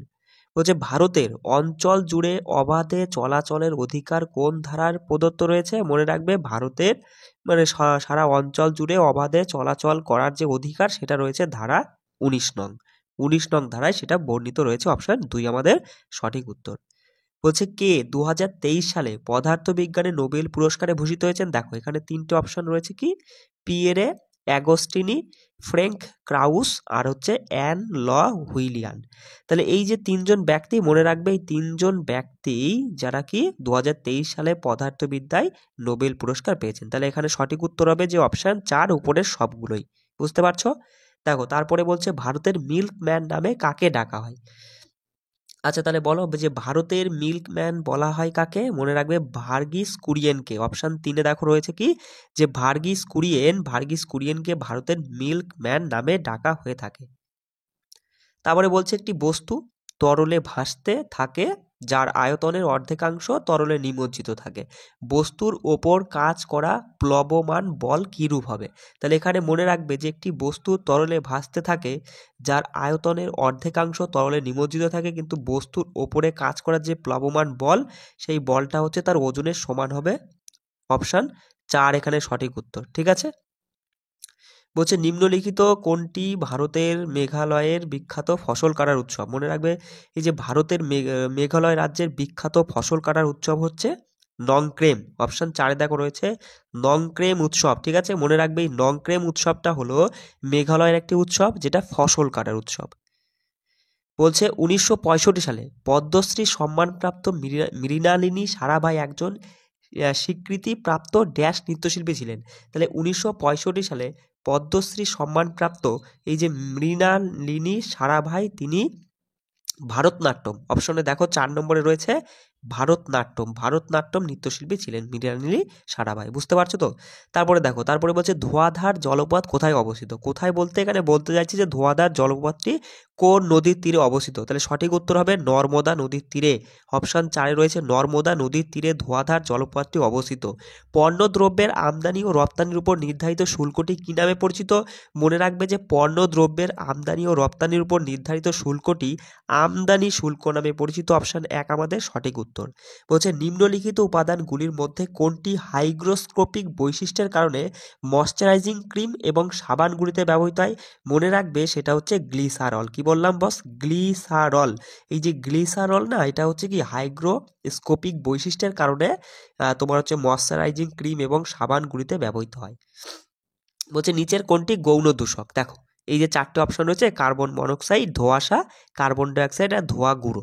এটার মধ্যে এই 4টে অপশনের মধ্যে মনে রাখবে যে ধোঁয়াশা। দেখো অপশন 2 এ রয়েছে যে ধোঁয়াশা না, এই ধোঁয়াশা হচ্ছে গৌণ দূষক। ঠিক আছে। আচ্ছা তারপরে তালিকাটা দেখো, এখানে বলছে তালিকা 1-এর সঙ্গে তালিকা 2টা সঠিকভাবে মেলাতে হবে। তুমি এখানে দেখো প্রথমে তালিকা 1-এ রয়েছে কি, তালিকা 1-এ রয়েছে পর্ব আর তালিকা 2-এ রয়েছে কোন আর কি কোনটা কোন প্রাণীটা আর কি কোন তালিকা পর্বের মধ্যে পড়ছে সেটা তোমাকে বলতে হবে। দেখো প্রথমে রয়েছে যে পরিফেরা। মনে রাখবে পরিফেরা হচ্ছে কি, পরিফেরা হচ্ছে স্পঞ্জের, পরিফেরা পর্বের মধ্যে পড়ছে স্পঞ্জ। তারপরে দেখো পরিফেরা স্পঞ্জের মধ্যে পড়ছে। তারপরে সিনিডারিয়ার মধ্যে পড়ছে কি জেলিফিশ। মনে রাখবে সিনিডারিয়ার মধ্যে কি পড়ছে, জেলিফিশটা পড়ছে। ঠিক আছে। আর মোলাস্কার মধ্যে কি পড়ছে, মোলাস্কার মধ্যে পড়ছে মনে রাখবে যে স্কুইড। কি বললাম? স্কুইড হচ্ছে মোলাস্কার মধ্যে পড়ছে। আর্থাপোডার মধ্যে পড়ছে সেন্ট্রিপিড। ঠিক আছে, সেন্ট্রিপিড হচ্ছে আর্থাপোডার গোষ্ঠী বা পর্বের মধ্যে। এবার দেখো তাহলে এখানে যদি তুমি যদি দেখো একের হচ্ছে এক হবে ডি, তাহলে এক যদি ডি হয় এই এক হবে এ স্পঞ্জ, তাহলে এক এ হলে দেখো অপশান 2 কিন্তু মিলে যাচ্ছে, অপশান 2 মিলে যাচ্ছে, একটু ভালো করে লক্ষ্য করে দেখো। হ্যাঁ, তাহলে এটাই আমাদের সঠিক উত্তর, অপশান 2। বলছে নিচের কোনটি লাক্ষাদ্বীপ দ্বীপপুঞ্জের সবচেয়ে দক্ষিণে অবস্থিত, তাহলে বলো লাক্ষাদ্বীপ দ্বীপপুঞ্জের সবচেয়ে দক্ষিণে অবস্থিত মিনিকয়, মনে রাখবে লাক্ষাদ্বীপ দ্বীপপুঞ্জের সবচেয়ে দক্ষিণে অবস্থিত মিনিকয়, অপশান 4 আমাদের সঠিক উত্তর। বলছে প্যান হলো একটি ড্যাশ ডিজিটের অনন্য আলফা নিউমেরিক নাম্বার যা আয়কর বিভাগ দ্বারা জারি করা হয়, তাহলে এখানে মনে রাখবে যে প্যান হলো একটি, এই প্যানের একটি দেখবা 10 নাম্বারের একটা ডিজিট আছে, 10টা অঙ্কের বা নাম্বারের একটা আলফা নিউমেরিক ডিজিট বা নম্বর যা কি আয়কর বিভাগ দ্বারা জারি করা হয়, যে অপশান তাহলে 10 নাম্বারের আর কি, অপশান 4 আমাদের সঠিক উত্তর। বলছে ক্রিকেটে এক ক্রিকেট থেকে অপর ক্রিকেটের মানে দূরত্ব কত, মানে মোট পিচের তোমার দূরত্বটা কথা জানতে চেয়েছে, সেটা হচ্ছে 22 গজ। কি বললাম? 22 গজ, অপশান 3 আমাদের সঠিক উত্তর। বলছে নিম্নলিখিত জোড়া বিবেচনা করুন। এখানে দেখো প্রথমে রয়েছে একদিকে কি বিধবা পুনর্বিবাহের উদ্যোগ সম্পর্কে দেওয়া হয়েছে, আর একদিকে প্রতিষ্ঠাতা সত্যপ্রকাশ। দেখো সত্যপ্রকাশ কে প্রতিষ্ঠা করেন, এখানে বলছে সত্যপ্রকাশ প্রতিষ্ঠা করেন করশন দাস মূলজি, তাহলে এটা কি ঠিক বলছে? হ্যাঁ এটা ঠিক, সত্যপ্রকাশ প্রতিষ্ঠা করেন করশন দাস মূলজি। মনে রাখবে তোমার হচ্ছে মোটামুটি 1852 সালের দিকে, ঠিক আছে, 1852 সালের দিকে গুজরাটি ভাষায় এই বিধবা পুনর্বিবাহের পক্ষে মানে বিধবা পুনর্বিবাহের উদ্যোগের জন্য এই করশন দাস মূলজি তিনি এই সত্যপ্রকাশটা শুরু করেছিলেন বা প্রতিষ্ঠা করেছেন, এটা ঠিক। তারপরে 2 নম্বরে বলছে হিন্দু বিধবা হোম কে নটরাজন প্রতিষ্ঠা করে, এটা কিন্তু ঠিক নয়, এটা ভুল, কারণ হিন্দু বিধবা হোমটা এই হিন্দু বিধবা হোম অ্যাসোসিয়েশন এটা হচ্ছে 1896 সালে ইউ মণ্ডলী প্রতিষ্ঠা করেছিল, কে নটরাজন নয়, তাহলে এটা ভুল। আর বিধবা পুনর্বিবাহ সমিতি যেটা 1861 কথা বলা হচ্ছে সেটা কিন্তু ঈশ্বরচন্দ্র বিদ্যাসাগর প্রতিষ্ঠা করেননি, সেটা প্রতিষ্ঠা করেন মহাদেব গোবিন্দ রানাডে, তাহলে এটাও ভুল। তাহলে আমরা এখানে বলতে পারি কেবলমাত্র একেরটাই সঠিক, ঠিক আছে। তাহলে তুমি যদি অপশন দেখো অপশন একেই রয়েছে, দেখো কেবলমাত্র একটি সঠিক, ঠিক আছে। আচ্ছা দেখো বলছে অস্ট্রেলিয়ার নিম্নলিখিত কোন রাজ্যটি 2026-এ কমনওয়েলথের আয়োজক হিসেবে প্রত্যাহার করেছে, সেটা হচ্ছে ভিক্টোরিয়া। মনে রাখবে অপশন 2-এ দেখো ভিক্টোরিয়া হচ্ছে কি অস্ট্রেলিয়ার একটি রাজ্য যেটি 2026-এ কমনওয়েলথের আয়োজক হিসেবে প্রত্যাহার করেছে আর কি। বলছে কে পণ্যগুলি ভোক্তার তাৎক্ষণিক প্রয়োজন মেটানোর জন্য নয় বরং অন্যান্য পণ্য উৎপাদনের জন্য আনা হয় তাকে কি বলা হয়, সরি কে নয়, একটু প্রশ্নটা বোঝার চেষ্টা করো। বলছে যে পণ্যগুলি ভোক্তার তাৎক্ষণিক প্রয়োজন মেটানোর জন্য নয় বরং কি অন্যান্য পণ্য উৎপাদনের জন্য আনা হয় তাকে বলা হয় মূলধনী পণ্য। কি বললাম? তাকে বলা হয় মূলধনী পণ্য, অপশন 2 আমাদের সঠিক উত্তর। বলছে ইন্টার ব্র্যান্ড অনুসারে বলছে কি বললাম ইন্টার ব্র্যান্ড অনুসারে 2023 সালের সেরা 5টি মানে সেরা ভারতীয় ব্র্যান্ডের মধ্যে কোন কোম্পানি রয়েছে, 5টি সেরা ভারতীয় ব্র্যান্ডের মধ্যে যে কোম্পানিটা এর মধ্যে আমরা দেখতে পাচ্ছি দেখো সেটা হচ্ছে হ্যাঁ এই যে অপশন 3-এ দেখো রিলায়েন্স ইন্ডাস্ট্রি জিও, তাই না? এইটাই হবে, এইটা হচ্ছে 5টি সেরা কোম্পানির মধ্যে একটি, অপশন 3 আমাদের সঠিক উত্তর।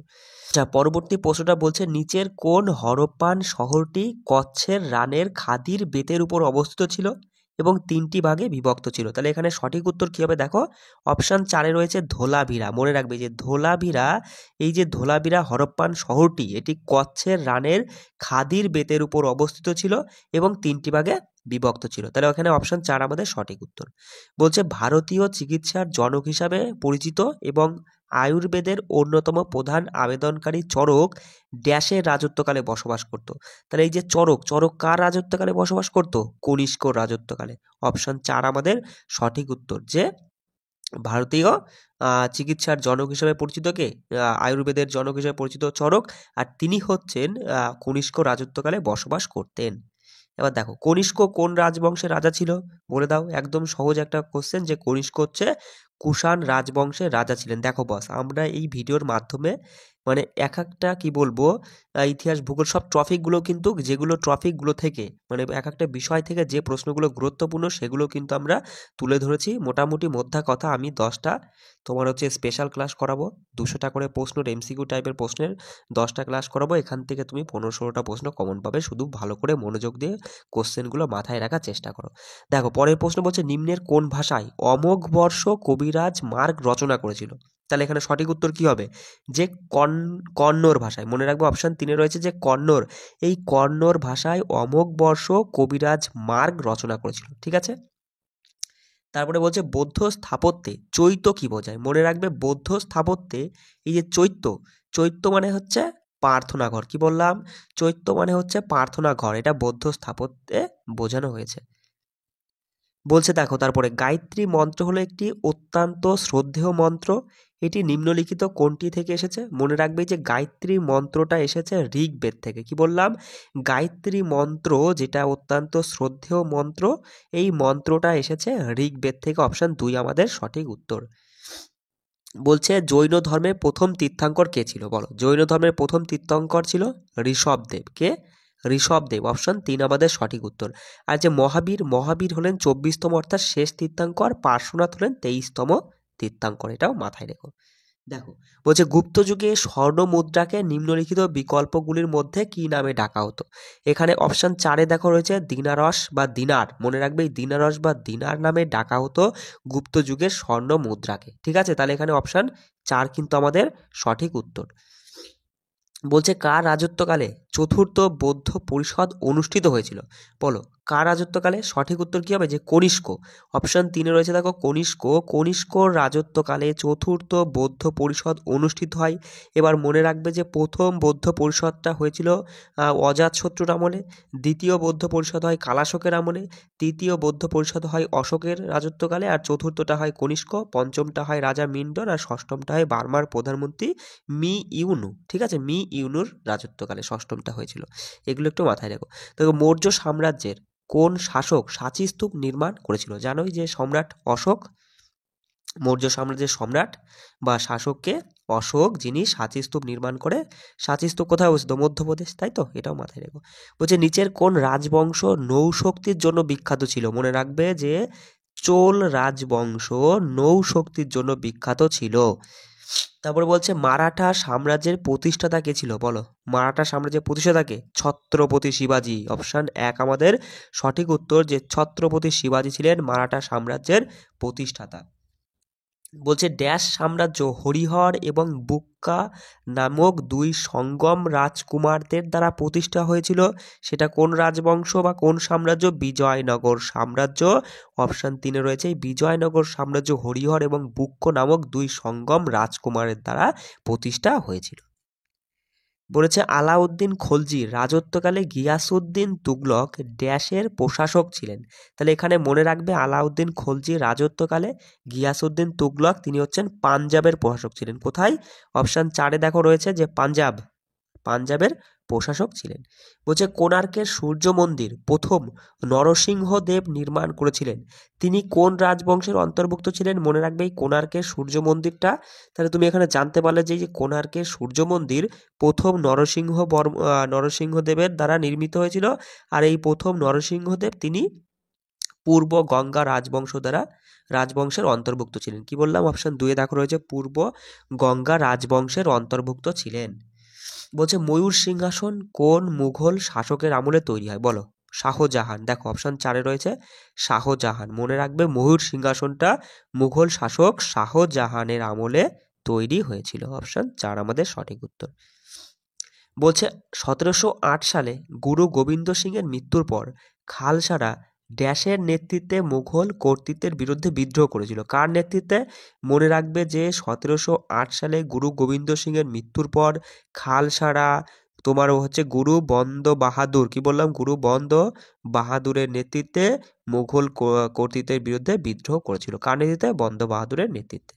বলছে নিম্নলিখিত কোন দুর্গটি কাকাতিয়া রাজবংশ দ্বারা নির্মিত হয়েছিল? মনে রাখবে এই যে এখানে দেখো যে গোলকুন্ডা দুর্গ রয়েছে, অপশন 4 দেখো গোলকুন্ডা দুর্গ রয়েছে। এই যে গোলকুন্ডা দুর্গ, মনে রাখবে এই গোলকুন্ডা দুর্গটি কাকাতিয়া রাজবংশ দ্বারা নির্মিত হয়েছিল। বলছে পানিপথের দ্বিতীয় যুদ্ধ নিম্নলিখিত কে পরাজিত হয়? আমরা সকলে জানি পানিপথের দ্বিতীয় যুদ্ধটা কবে হয়? 1556 সালে, তাই না? আর এই 1556 সালে যে পানিপথের দ্বিতীয় যুদ্ধ হয়, এই যুদ্ধে হেমু পরাজিত হয়।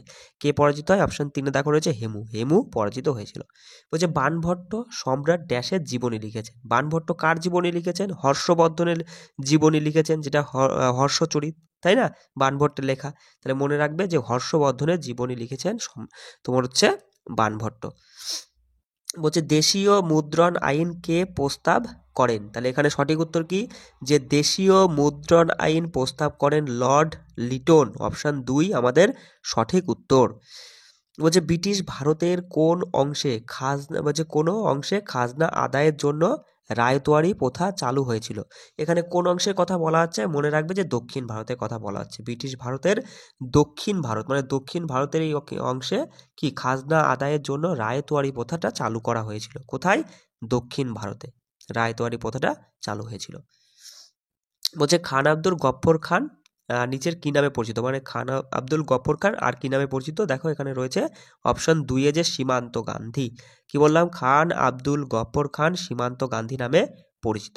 বলছে শ্রী রামকৃষ্ণ পরমহংসের আসল নাম কি? তাহলে বলো। শ্রী রামকৃষ্ণ পরমহংসের আসল নাম হচ্ছে গদাধর চট্টোপাধ্যায়। কি বললাম? শ্রী রামকৃষ্ণ পরমহংসের আসল নাম গদাধর চট্টোপাধ্যায়। অপশন 3 আমাদের সঠিক উত্তর। বলছে নিম্নলিখিত কোন ভারতীয় বিদ্রোহের সাথে বেগম হজরত মহল জড়িত ছিলেন? কোন বিদ্রোহের সাথে? 1857 সালে সিপাহী বিদ্রোহ। 1857-র যে সিপাহী বিদ্রোহ হয়, সেই সিপাহী বিদ্রোহের সাথেই মনে রাখবে ভারতীয় তোমার হচ্ছে হ্যাঁ, এই সিপাহী বিদ্রোহতে তোমার হচ্ছে এই যে বেগম হজরত মহল, তিনি হচ্ছেন জড়িত ছিলেন। তারপরে দেখো বলছে 28শে সেপ্টেম্বর তোমার হচ্ছে 1929 সালে সারদা আইন কেন পাশ করা হয়েছিল? তাহলে এখানে মনে রাখবে যে 1800 কত সালে? 29 সালে এই যে সারদা আইনটা পাশ করা হয়েছিল। কেন? কারণ হচ্ছে ন্যূনতম বিবাহের বয়স নির্ধারণের জন্য। কেন? ন্যূনতম বিবাহের বয়স নির্ধারণের জন্য। ঠিক আছে। তারপরে বলছে যে ইঙ্গ মারাঠা যুদ্ধে একটা তালিকা দিয়েছে, আবার কোন তালিকা অনুযায়ী তোমাকে সঠিকটা তোমাকে করতে বলছে। দেখো এখানে তুমি যদি লক্ষ্য করো, এই যে ইঙ্গ মারাঠা যুদ্ধ, যে প্রথম ইঙ্গ মারাঠা যুদ্ধ অপশান এতে রয়েছে। এই প্রথম ইঙ্গ মারাঠা যুদ্ধের দ্বারা কি হয়? সলবাই চুক্তিটা স্বাক্ষরিত হয়। দ্বিতীয় ইঙ্গ মারাঠা যুদ্ধের দ্বারা কি হয়? বাসাইন চুক্তিটা স্বাক্ষরিত হয়। আর তৃতীয় ইঙ্গ মারাঠা যুদ্ধের দ্বারা কি হয়? পেশোয়া দ্বিতীয় বাজিরাও এবং যশবন্ত রাও হোলকার এবং আপ্পা সাহেব ভোসলে এরা পরাজিত হয়েছিল তৃতীয় ইঙ্গ মারাঠা যুদ্ধের দ্বারা। আর পুনা চুক্তি স্বাক্ষরিত হয়েছিল। কি বললাম? পুনা চুক্তিটা স্বাক্ষরিত হয় তৃতীয় ইঙ্গ মারাঠা যুদ্ধের দ্বারা। তাহলে তুমি যদি এখানে দেখো অপশন অনুযায়ী তুমি দেখে নেবে কোনটা সঠিক হচ্ছে। ঠিক আছে। তারপর দেখো ভারতীয় জাতীয় কংগ্রেস কোন অধিবেশনে পূর্ণ স্বরাজকে স্বরাজের লক্ষ্য হিসাবে ঘোষণা করেছিল? তাহলে এটা মনে রাখবে সঠিক উত্তর কি? যে ভারতীয় জাতীয় কংগ্রেস লাহোর কংগ্রেস অধিবেশন 1929। কি বললাম? 1929-এর লাহোর কংগ্রেস অধিবেশনে মাধ্যমে পূর্ণ স্বরাজের দাবিটা ঘোষণা করেছিল। ঠিক আছে। বলছে নিম্নলিখিতদের মধ্যে কে 1904 সালে অভিনব ভারত নামে বিপ্লবীদের একটি গোপন সমাজ সংগঠিত করেছিল? তাহলে তিনি হচ্ছেন কে? এখানে সঠিক উত্তর কি হবে? বিনায়ক দামোদর সাভারকর। দেখো অপশন ডিতে রয়েছে বিনায়ক দামোদর সাভারকর। তিনি 1904 সালে অভিনব ভারত নামে বিপ্লবীদের একটি গোপন সমাজ গঠন করেছিলেন। তারপর বলছে নিম্নলিখিত ব্যক্তিদের মধ্যে কে ভারত ছাড়ো আন্দোলনের সময় বোম্বের তোমার গোয়ালিয়া ট্যাঙ্ক ময়দানে ভারতীয় জাতীয় কংগ্রেসের পতাকা উত্তোলন করেছিল? কে? তিনি হচ্ছেন অরুণা আসফ আলী। কি বললাম? অরুণা আসফ আলী। তিনি ভারত ছাড়ো আন্দোলনের সময় বোম্বের গোয়ালিয়ার ট্যাঙ্কের ময়দানে ভারতীয় জাতীয় কংগ্রেসের পতাকাটা উত্তোলন করেছিলেন। তাহলে এখানে অপশন 1 আমাদের সঠিক উত্তর। দেখো পরবর্তী প্রশ্নটা বলছে নিচের কোন বন্দরটি ডায়মন্ড হারবার নামে পরিচিত? তাহলে এখানে সঠিক উত্তর কি হবে দাদা? যে অপশন 1-এ আমরা দেখতে পাচ্ছি যে হলদিয়া বন্দর। এই হলদিয়া বন্দরটি ডায়মন্ড হারবার নামে পরিচিত, মনে রাখবে। দেখো তারপরে কি বলছে? বলছে ভারতের 2011 সালের আদমশুমারি অনুসারে ভারতে তপশিলি উপজাতিদের জনসংখ্যার শতাংশ কত? তাহলে মনে রাখবে ভারতের 2011 সালের আদমশুমারি অনুসারে ভারতে তপশিলি উপজাতির জনসংখ্যার শতাংশ হচ্ছে 8.6%। অপশন 2 আমাদের সঠিক উত্তর, যে 8.6%। বলছে নিম্নলিখিত রাজ্যগুলির মধ্যে কোনটি ভারতের সৌরশক্তি উৎপাদনে প্রথম স্থান অধিকার করেছে। তাহলে বলো এই যে রাজস্থান রাজ্য, দেখো 2 নম্বরে রয়েছে রাজস্থান। মনে রাখবে রাজস্থান রাজ্যটি ভারতে সৌরশক্তি উৎপাদনে প্রথম স্থান অধিকার করেছে। বলছে নিম্নলিখিত কোনটি বাণিজ্যিক ফসল নয়? তাহলে এখানে দেখো অপশনগুলো তুমি যদি দেখো, পাট, চীনাবাদাম, জোয়ার আর আখ, এই যে 4টে ফসলের মধ্যে জোয়ারটা কোনো বাণিজ্যিক ফসল নয়, জোয়ারটা হলো খাদ্য ফসল। আর যে পাট, চীনাবাদাম এগুলো হচ্ছে কি, এগুলো সবই হচ্ছে বাণিজ্যিক ফসলের উদাহরণ। তাহলে আমাদের এখানে সঠিক উত্তর বলেছে যে বাণিজ্যিক ফসল নয় কোনটি? সঠিক উত্তর অপশন 3, জোয়ার কোনো বাণিজ্যিক ফসল নয়। তারপরে বলছে ভারতের উত্তর পূর্বাঞ্চলে প্রচলিত জমি তৈরির স্ল্যাড অ্যান্ড বার্ন পদ্ধতির জন্য নিচের কোন শব্দটি ব্যবহৃত হয়? তাহলে মনে রাখবে যে ভারতের উত্তর পূর্বাঞ্চলে প্রচলিত জমি তৈরির যে স্ল্যাড অ্যান্ড বার্ন, এই পদ্ধতির জন্য ঝুম শব্দটা ব্যবহার করা হয়। অপশান 1 আমাদের সঠিক উত্তর। এবার দেখো এখানে একটা কলম দিয়েছে, এ কলমের সঙ্গে বি কলমটা তোমাকে মিলাতে হবে। এবার তুমি দেখো একদিকে কি রয়েছে, একদিকে রয়েছে মার্বেল, বেলে পাথর, কয়লা, গ্রানাইট, আর এদিকে পাললিক শিলা, জীবাশ্ম জ্বালানি, আগ্নেয় শিলা, রূপান্তরিত শিলা। এবার তুমি এখানে দেখো, 1 মিনিট, এখানে দেখো মার্বেল, মার্বেল হচ্ছে কি, মার্বেল হচ্ছে রূপান্তরিত শিলার উদাহরণ। আর এটি হচ্ছে কি, মনে রাখবে চুনা পাথর থেকে তৈরি হয় মার্বেল। আর বেলে পাথরটা তো জানোই যে পাললিক শিলার উদাহরণ। কয়লা কি, কয়লা হচ্ছে জীবাশ্ম জ্বালানি। আর গ্রানাইটটা হলো আগ্নেয় শিলা, যেটা লাভা বা ম্যাগমা থেকে তৈরি হয়। তাহলে এবার বুঝে গেলে এবার তুমি দেখো অপশন অনুযায়ী কোনটা সঠিক উত্তর হবে, করে নেবে। দেখো তারপরে বলছে তুলার বৃদ্ধির জন্য ড্যাশ তাপমাত্রা, হালকা বৃষ্টিপাত বা সেচ ড্যাশ হতে হবে এবং হিমমুক্ত দিন এবং উজ্জ্বল সূর্যালোকের প্রয়োজন। তাহলে এখানে সঠিক উত্তর কি হবে, যে তুলার বৃদ্ধির জন্য তোমাকে উচ্চ তাপমাত্রার প্রয়োজন, হালকা বৃষ্টিপাত বা 210 তোমাকে সেচ হতে হবে, 210 সেচের প্রয়োজন, আর হিমমুক্ত দিন এবং উজ্জ্বল সূর্যালোকের প্রয়োজন। অপশন 1 আমাদের সঠিক উত্তর। বলছে নিচের কোন শিল্পটি শুধুমাত্র সরকারি খাতের পণ্য তৈরির জন্য সংরক্ষিত? তাহলে এখানে সঠিক উত্তর কি হবে, যে পারমাণবিক শক্তি। কি বললাম? পারমাণবিক শক্তি। কারণ তুমি এখানে অপশনগুলো তুমি যদি দেখো এখানে সার, পারমাণবিক শক্তি, তুলা, বস্ত্র আর চিকিৎসা, এর মধ্যে কিন্তু পারমাণবিক শক্তিটাই কেবলমাত্র সরকারি খাতের পণ্য তৈরির জন্য সংরক্ষিত। অপশন 2 আমাদের সঠিক উত্তর। বলছে রবার উৎপাদনে শীর্ষস্থানীয় রাজ্য কোনটি? তাহলে বলো রবার উৎপাদনের শীর্ষস্থানীয় রাজ্য কোনটি? কেরালা। অপশান 2 আমাদের সঠিক উত্তর, যে কেরালা হচ্ছে রবার উৎপাদনের শীর্ষস্থানীয় রাজ্য। অপশান 2 আমাদের সঠিক উত্তর। বলছে নিচের কোনটি ভারতের প্রাচীনতম তৈল শোধনাগার বা তেল শোধনাগার? তুমি তো জানোই যে ভারতের প্রাচীনতম তেল শোধনাগার হলো ডিগবয় শোধনাগার। অপশান 3 আমাদের সঠিক উত্তর। বলছে যে কৃষ্ণ সাগর কোন কোন দেশের সীমানা স্পর্শ করে? তাহলে এখানে মনে রাখবে অপশনগুলো তুমি যদি দেখো, যে পোল্যান্ড, ইউক্রেন, হাঙ্গেরি এবং 4 নম্বর বলছে যে উপরে কোনোটিই নয়। তাহলে এখানে সঠিক উত্তর হবে যে ইউক্রেন। মনে রাখবে ইউক্রেনের সাথে কৃষ্ণ সাগর সীমানা স্পর্শ করেছে। এবার দেখো কৃষ্ণ সাগর মোট 6টি দেশের সঙ্গে সীমানা স্পর্শ করে। সেই 6টি দেশ হচ্ছে, মনে রাখবে Romania, Bulgaria, Ukraine, Russia, Georgia, তুর্কি। এই 6টি দেশের সঙ্গে কৃষ্ণ সাগর তোমার যে সীমানা স্পর্শ করে। তাহলে অপশন অনুযায়ী তুমি বলতেই পারবে যে এখানে অপশন 2 আমাদের সঠিক উত্তর, যে ইউক্রেনের সঙ্গে সীমানা স্পর্শ করেছে। তারপরে প্রশ্ন বলছে নিচের কোন মহাদেশে আন্দ্রিজ পর্বতমালা অবস্থিত? বলো আন্দ্রিজ পর্বতমালা কোথায় অবস্থিত, কোন মহাদেশের মধ্যে? দক্ষিণ আমেরিকার মধ্যে পড়ছে তোমার হচ্ছে আন্দ্রিজ পর্বতমালা। ঠিক আছে। তারপরে বলছে যে আরব সাগর এবং পারস্য উপসাগর নিম্নলিখিত কোনটি দ্বারা সংযুক্ত? তাহলে এখানে মনে রাখবে যে আরব সাগর এবং পারস্য উপসাগর এই দুটো হচ্ছে হরমুজ, কি বললাম, হরমুজ প্রণালী দ্বারা সংযুক্ত। বলছে নিচের কোনটি ভূমিকম্পের সাথে সম্পর্কিত? কেন্দ্রের জন্য ব্যবহৃত একটি শব্দ, সেটা হচ্ছে কি, সেটা হচ্ছে হাইপোসেন্টার। মনে রাখবে অপশন 1 রয়েছে যে হাইপোসেন্টার। এই শব্দটা হচ্ছে কেন্দ্র, বলছে ভূমিকম্প সম্পর্কিত কেন্দ্র সাথে জড়িত এই শব্দটা হাইপোসেন্টার। বলছে ল্যাব্রাডর। ঠিক আছে, ল্যাব্রাডর প্রবাহ হলো একটি ড্যাশ। মনে রাখবে ল্যাব্রাডর প্রবাহ একটি শীতল প্রবাহ। অপশন 1 আমাদের সঠিক উত্তর, ল্যাব্রাডর প্রবাহটা হচ্ছে শীতল প্রবাহ। বলছে নিচের কোনটি ঠান্ডা বাতাস হিসাবে চিহ্নিত? দেখো ঠান্ডা বাতাস, তুমি যদি এখানে অপশনগুলো দেখো 4টে অপশনের মধ্যে অপশন 2 এরটা দেখো, যে মিস্ট্রাল এটা হচ্ছে একটা ঠান্ডা বাতাস। ঠিক আছে, তাহলে এখানে অপশন 2 আমাদের সঠিক উত্তর। বলছে কখনো আপনি ব্লাড মুন শব্দটি ব্যবহার করবেন কখন আর কি।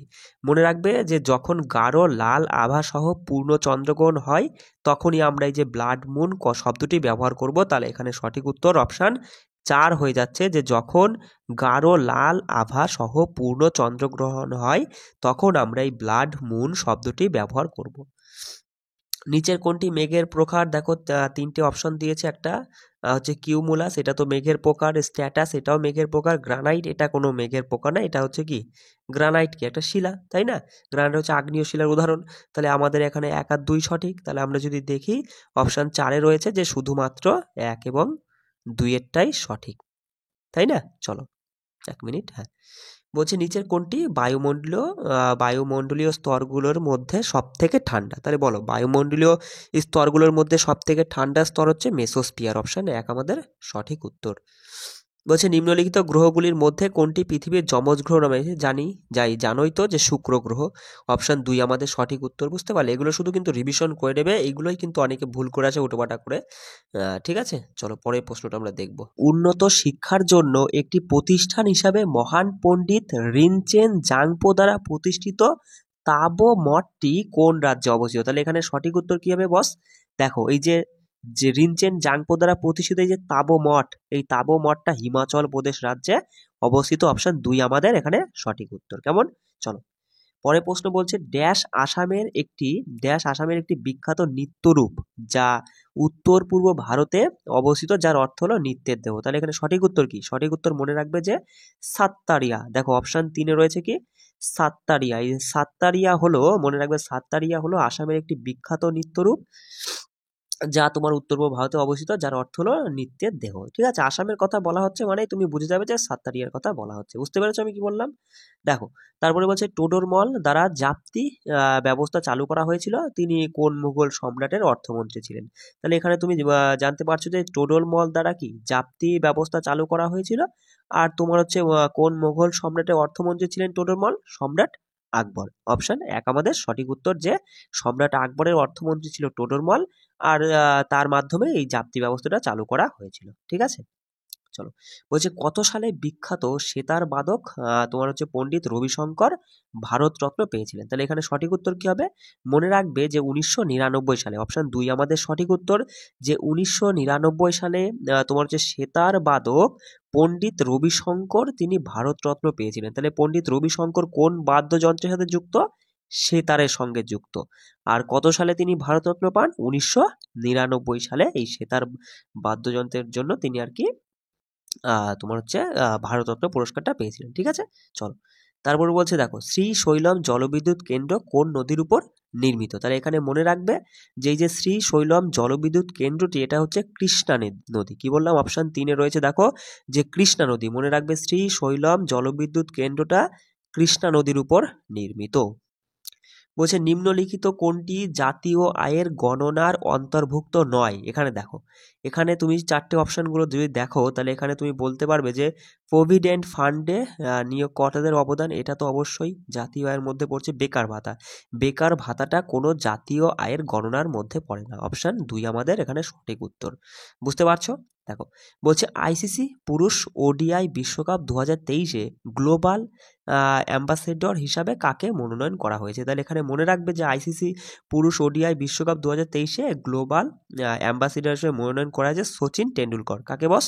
অপশন 3-এ দেখো সঠিক উত্তর সচিন টেন্ডুলকরকে। ঠিক আছে, বলছে কোষের কোন অঙ্গাণু কোষ বিভাজনে সহায়তা করে এবং কোষের ক্রিয়াকলাপ এবং বংশগত চরিত্রগুলি নিয়ন্ত্রণ করে? সেটা হচ্ছে কি নিউক্লিয়াস। আমরা তো জানি সঠিক উত্তর অপশন 2।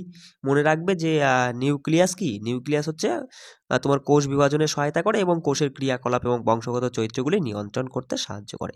অপশন 2 আমাদের এখানে সঠিক উত্তর। দেখো এখানে একটা তালিকা দিয়েছে, তালিকাটা আমাদের সঠিকভাবে মেলাতে হবে। দেখো একদিকে ব্যবহার আর একদিকে পদার্থ রয়েছে। এখানে দেখো কি রয়েছে, অ্যাসপার্টাম রয়েছে, ফ্রিয়ন রয়েছে, নিউপ্রিন, আর একটা হচ্ছে বেনাড্রিল। আর এদিকে কৃত্রিম রবার, আর এটা রয়েছে অ্যান্টিহিস্টামিন, আর হচ্ছে কৃত্রিম সুইটনার, আর একটা হচ্ছে রেফ্রিজারেন্ট। ঠিক আছে, তাহলে এখানে তুমি যদি দেখো 1 মিনিট, তাহলে দেখো অ্যাসপার্টিন, মনে রাখবে অ্যাসপার্টিন কি হবে? অ্যাসপার্টিন হলো একটি কৃত্রিম সুইটনার। ঠিক আছে, কৃত্রিম সুইটনার। ফ্রিয়নটা কি? ফ্রিয়নটা হবে রেফ্রিজারেন্ট। ফ্রিয়নটা রেফ্রি জারেন্টের সাথে মিলবে। নিউপ্রিন কি হবে? নিউপ্রিনটা হবে সঠিক উত্তর যে কৃত্রিম রাবার, মনে রাখবে। আর বেনাড্রিলটা হবে অ্যান্টি হিস্টামিন। তাহলে এবার তুমি দেখে নেবে যে এই কোন অপশনটা সঠিক হবে, ঠিক আছে? আচ্ছা, তারপরের প্রশ্নটা দেখো, কি নিম্নলিখিত জোড়াগুলি অনুধাবন করে তোমাকে সঠিকটা বলতে হবে। দেখো, প্রথমে 1 নম্বরে বলছে যে এখানে সাহিত্য রয়েছে আর একদিকে লেখক রয়েছে, ঠিক আছে? সাহিত্য আর লেখক। 1 নম্বরে রয়েছে আকবরনামা। আকবরনামা লিখেছেন ইবন বতুতা। এখানে ওরা তাই বলছে, কিন্তু না, এটা তো ওরা ভুল বলছে। আকবরনামা আকবর নিজেই লিখেছেন, তাহলে এটা ভুল। তারপরে বলছে দেখো ইকবালনামাই জাহাঙ্গীর, এটা জাহাঙ্গীর লিখেছেন। এটা কি ঠিক? না, এটা ওরা ভুল বলছে। ইকবালনামাই জাহাঙ্গীর, জাহাঙ্গীর লেখেননি, এটা লেখেন হচ্ছে মুতামিদ খান। তারপরে 3 নম্বরে বলছে পাতশাহনামা, এটা লিখেছেন আব্দুল হামিদ লাহোরী। হ্যাঁ, এটা ঠিক বলছে যে পাতশাহনামাটা আব্দুল হামিদ লাহোরী লেখেন। তারপরে 4 নম্বর বলছে তুজুকি জাহাঙ্গীরই মুতামিদ খান লিখেছেন, এটা ওরা ভুল বলছে। তুজুকি জাহাঙ্গীরই জাহাঙ্গীর নিজের একটা আত্মজীবনী, নিজেরই লেখা। তাহলে এখানে দেখো, তাহলে আমরা দেখতে পেলাম যে কেবলমাত্র 3এরটা সঠিক। তাহলে এখানে বলবো কি কেবলমাত্র 3 সঠিক, শুধুমাত্র 3টি না, শুধুমাত্র 3টি নয়, কেবলমাত্র 300, মানে এখানে একটাই সঠিক পেলাম আর বাকি 3টে তো ভুল পেলাম। তাহলে আমরা বলবো যে একটা, শুধুমাত্র একটা সঠিক, তাই না? উপরে জোড়াগুলির মধ্যে কতগুলো সঠিক মেলাও? হ্যাঁ, একটা সঠিক পেয়েছি। তাহলে এখানে দেখো প্রশ্নের অ্যান্সারগুলো কিন্তু একটু বুঝে শুনে করতে হবে। হ্যাঁ বস, শুধুমাত্র একটি সঠিক। হ্যাঁ, বলছে দেখো কি বলছে, মধেরা সূর্য মন্দির কোথায় অবস্থিত? তাহলে এখানে জানতে চাইছে যে মধেরা সূর্য মন্দিরটা এটা গুজরাটে অবস্থিত, মনে রাখবে। অপশন 3-এ দেখো রয়েছে গুজরাট। মধেরা সূর্য মন্দিরটা গুজরাটে অবস্থিত। কেমন? অপশন 3 আমাদের সঠিক উত্তর। দেখো 4 নম্বর প্রশ্ন, 4 নম্বর বলছি কেন, পরের প্রশ্নটা বলছে নিম্নলিখিত কোনটি ভারতীয় সংবিধানের অযুক্ত রাষ্ট্রীয় বৈশিষ্ট্য? কি কি রয়েছে? স্বাধীন বিচার বিভাগ, একক সংবিধান। একক সংবিধানটা দেখা মাত্রই তুমি বলবে এই যে একক সংবিধান না, এই একক সংবিধান হচ্ছে একটা অযুক্ত রাষ্ট্র, মানে অযুক্ত রাষ্ট্রীয় বৈশিষ্ট্য, তাই না? এটা হচ্ছে সঠিক উত্তর, অপশন 2 আমাদের সঠিক উত্তর। বলছে নয়াদিল্লিতে জাতীয় বুদ্ধিবৃত্তির সম্পত্তি সম্মেলন 2023-এ কে জাতীয় বুদ্ধিবৃত্তির সম্পত্তি পুরস্কার প্রদান করেন আর কি? কে করেন? এই পুরস্কারটা প্রদান করেন হচ্ছে কেন্দ্রীয় বাণিজ্য এবং শিল্পমন্ত্রী পীযূষ গোয়েল। অপশন 3 আমাদের সঠিক উত্তর যে কেন্দ্রীয় বাণিজ্য এবং শিল্পমন্ত্রী পীযূষ গোয়েল। ঠিক আছে, চলো তারপরে কি বলছে দেখো, নিম্নলিখিত বিষয়গুলির মধ্যে কোনটি প্রাকৃতিক তন্তুর একটি গুণ নয়? কোনটি প্রাকৃতিক তন্তু একটি গুণ নয়? দেখো, প্রাকৃতিক তন্তু সম্পর্কে কোন বৈশিষ্ট্য আর কি সঠিক নয়, তুমি সেটা এখানে দেখো। তাহলে এখানে 1 নম্বর বলছে যে তারা রং এবং গঠনগতভাবে সমগোত্রীয়, এটা ওরা ঠিক বলছে। 2 নম্বরে কি বলছে তন্তু সম্পর্কে? বলছে একটি বাঁশের ঝুড়ির আকার, অনুভূতি এবং গঠন প্লাস্টিকের ব্যাগের চেয়ে স্পষ্টভাবে আলাদা। সেটা তো অবশ্যই, প্লাস্টিকের ব্যাগের চেয়ে তাদের গঠনটা আলাদা, এটাও ঠিক। 3 নম্বর কি বলছে যে সেলুলোজ বা উদ্ভিদ পদার্থ দিয়ে তৈরি। হ্যাঁ, প্রাকৃতিক তন্তু শুধুমাত্র কাণ্ড থেকে পাওয়া যায় না, এটা কিন্তু ওরা ভুল বলছে। শুধুমাত্র কাণ্ড থেকে তন্তুটা পাওয়া যায় না, পাতা, তোমার শিকড়, মূল, ঠিক আছে, পাতা এবং কাণ্ড সবগুলো সবকিছু থেকেই পাওয়া যায় কিন্তু। তাহলে এটা কিন্তু ভুল। অপশন 1 মিনিট, অপশন 3 আমাদের সঠিক উত্তর, এটাই, এটা ঠিক নয়, ঠিক আছে? আচ্ছা, বলছে ইস্টের অযৌন জনন কিভাবে ঘটে? দেখো, ইস্টের অযৌন জনন ঘটে, এটা হচ্ছে অপশন 3-এ দেখো রয়েছে বার্ডিং এবং বিভাজন উভয়ের মাধ্যমেই কিন্তু ইস্টের, বার্ডিং এবং বিভাজন উভয়ের মাধ্যমেই কিন্তু ইস্টের তোমার হচ্ছে অযৌন জননটা ঘটে থাকে আর কি। বলছে গ্লোবাল হাঙ্গার ইন্ডেক্স 2023-এ ভারতের র্যাঙ্ক কত বলে ফেলো? খুবই গুরুত্বপূর্ণ একটা প্রশ্ন যে গ্লোবাল হাঙ্গার ইন্ডেক্স 2023-এ ভারতের র্যাঙ্ক হচ্ছে 111তম, মনে রাখবে, ঠিক আছে? তারপরে বলছে ড্রিবলিং, ড্রিবলিং কোন খেলার সাথে যুক্ত বলো? ড্রিবলিং হচ্ছে বাস্কেটবল। এগুলো কিন্তু আমি ট্রফিক অনুযায়ী জিজ্ঞেস করেছিলাম, তার মধ্যে কিন্তু সব কমন পাচ্ছ যে ড্রিবলিং হচ্ছে বাস্কেটবল খেলার সাথে যুক্ত। বলছে রাজ্যের অ্যাডভোকেট জেনারেলকে নিম্নলিখিত কার মাধ্যমে অপসারণ করা হয়? তাহলে বলো, এটা তো জানোই যে রাজ্যের অ্যাডভোকেটকে রাজ্যের রাজ্যপালের মাধ্যমে অপসারণ করা হয়। কি বললাম? রাজ্যের রাজ্যপালের মাধ্যমে। অপশন 3 আমাদের সঠিক উত্তর। তারপরে প্রশ্ন কি বলছে দেখো, বলছে ভারত সরকার কর্তৃক জাতীয় পরিবার সহায়তা প্রকল্প কোন সালের আগস্ট মাসে শুরু হয়েছিল? এটা মনে রাখবে যে ভারত সরকার কর্তৃক জাতীয় পরিবার সহায়তা প্রকল্প এটা 1995 সালে শুরু হয়। আগস্ট মাসে তো জানতেই পারলাম আমরা। অপশন 1 আমাদের সঠিক উত্তর। বলছে 1955 সালে গ্রামীণ এবং ক্ষুদ্র শিল্পের জন্য গঠিত কমিটির নাম কি? মনে রাখবে 1955 সালে গ্রামীণ এবং ক্ষুদ্র শিল্প গঠনের জন্য যে কমিটি গঠিত হয় সেই কমিটির নাম হচ্ছে কার্ভে কমিটি, কি বললাম? কার্ভে, কয়াকার ভয় বেকার কার্ভে কমিটি, অপশন 3 আমাদের সঠিক উত্তর। ভারতীয় জিমন্যাস্ট দীপা কর্মকার কত সালে অলিম্পিকে অংশগ্রহণ করেছিল? তাহলে এখানে সঠিক উত্তর কি হবে? মনে রাখবে যে ভারতীয় জিমন্যাস্ট দীপা কর্মকার তিনি 2016 সাল, অপশন 3 এখানে দেখো রয়েছে 2016 সালে তিনি অলিম্পিকে অংশগ্রহণ করেছিল। কে?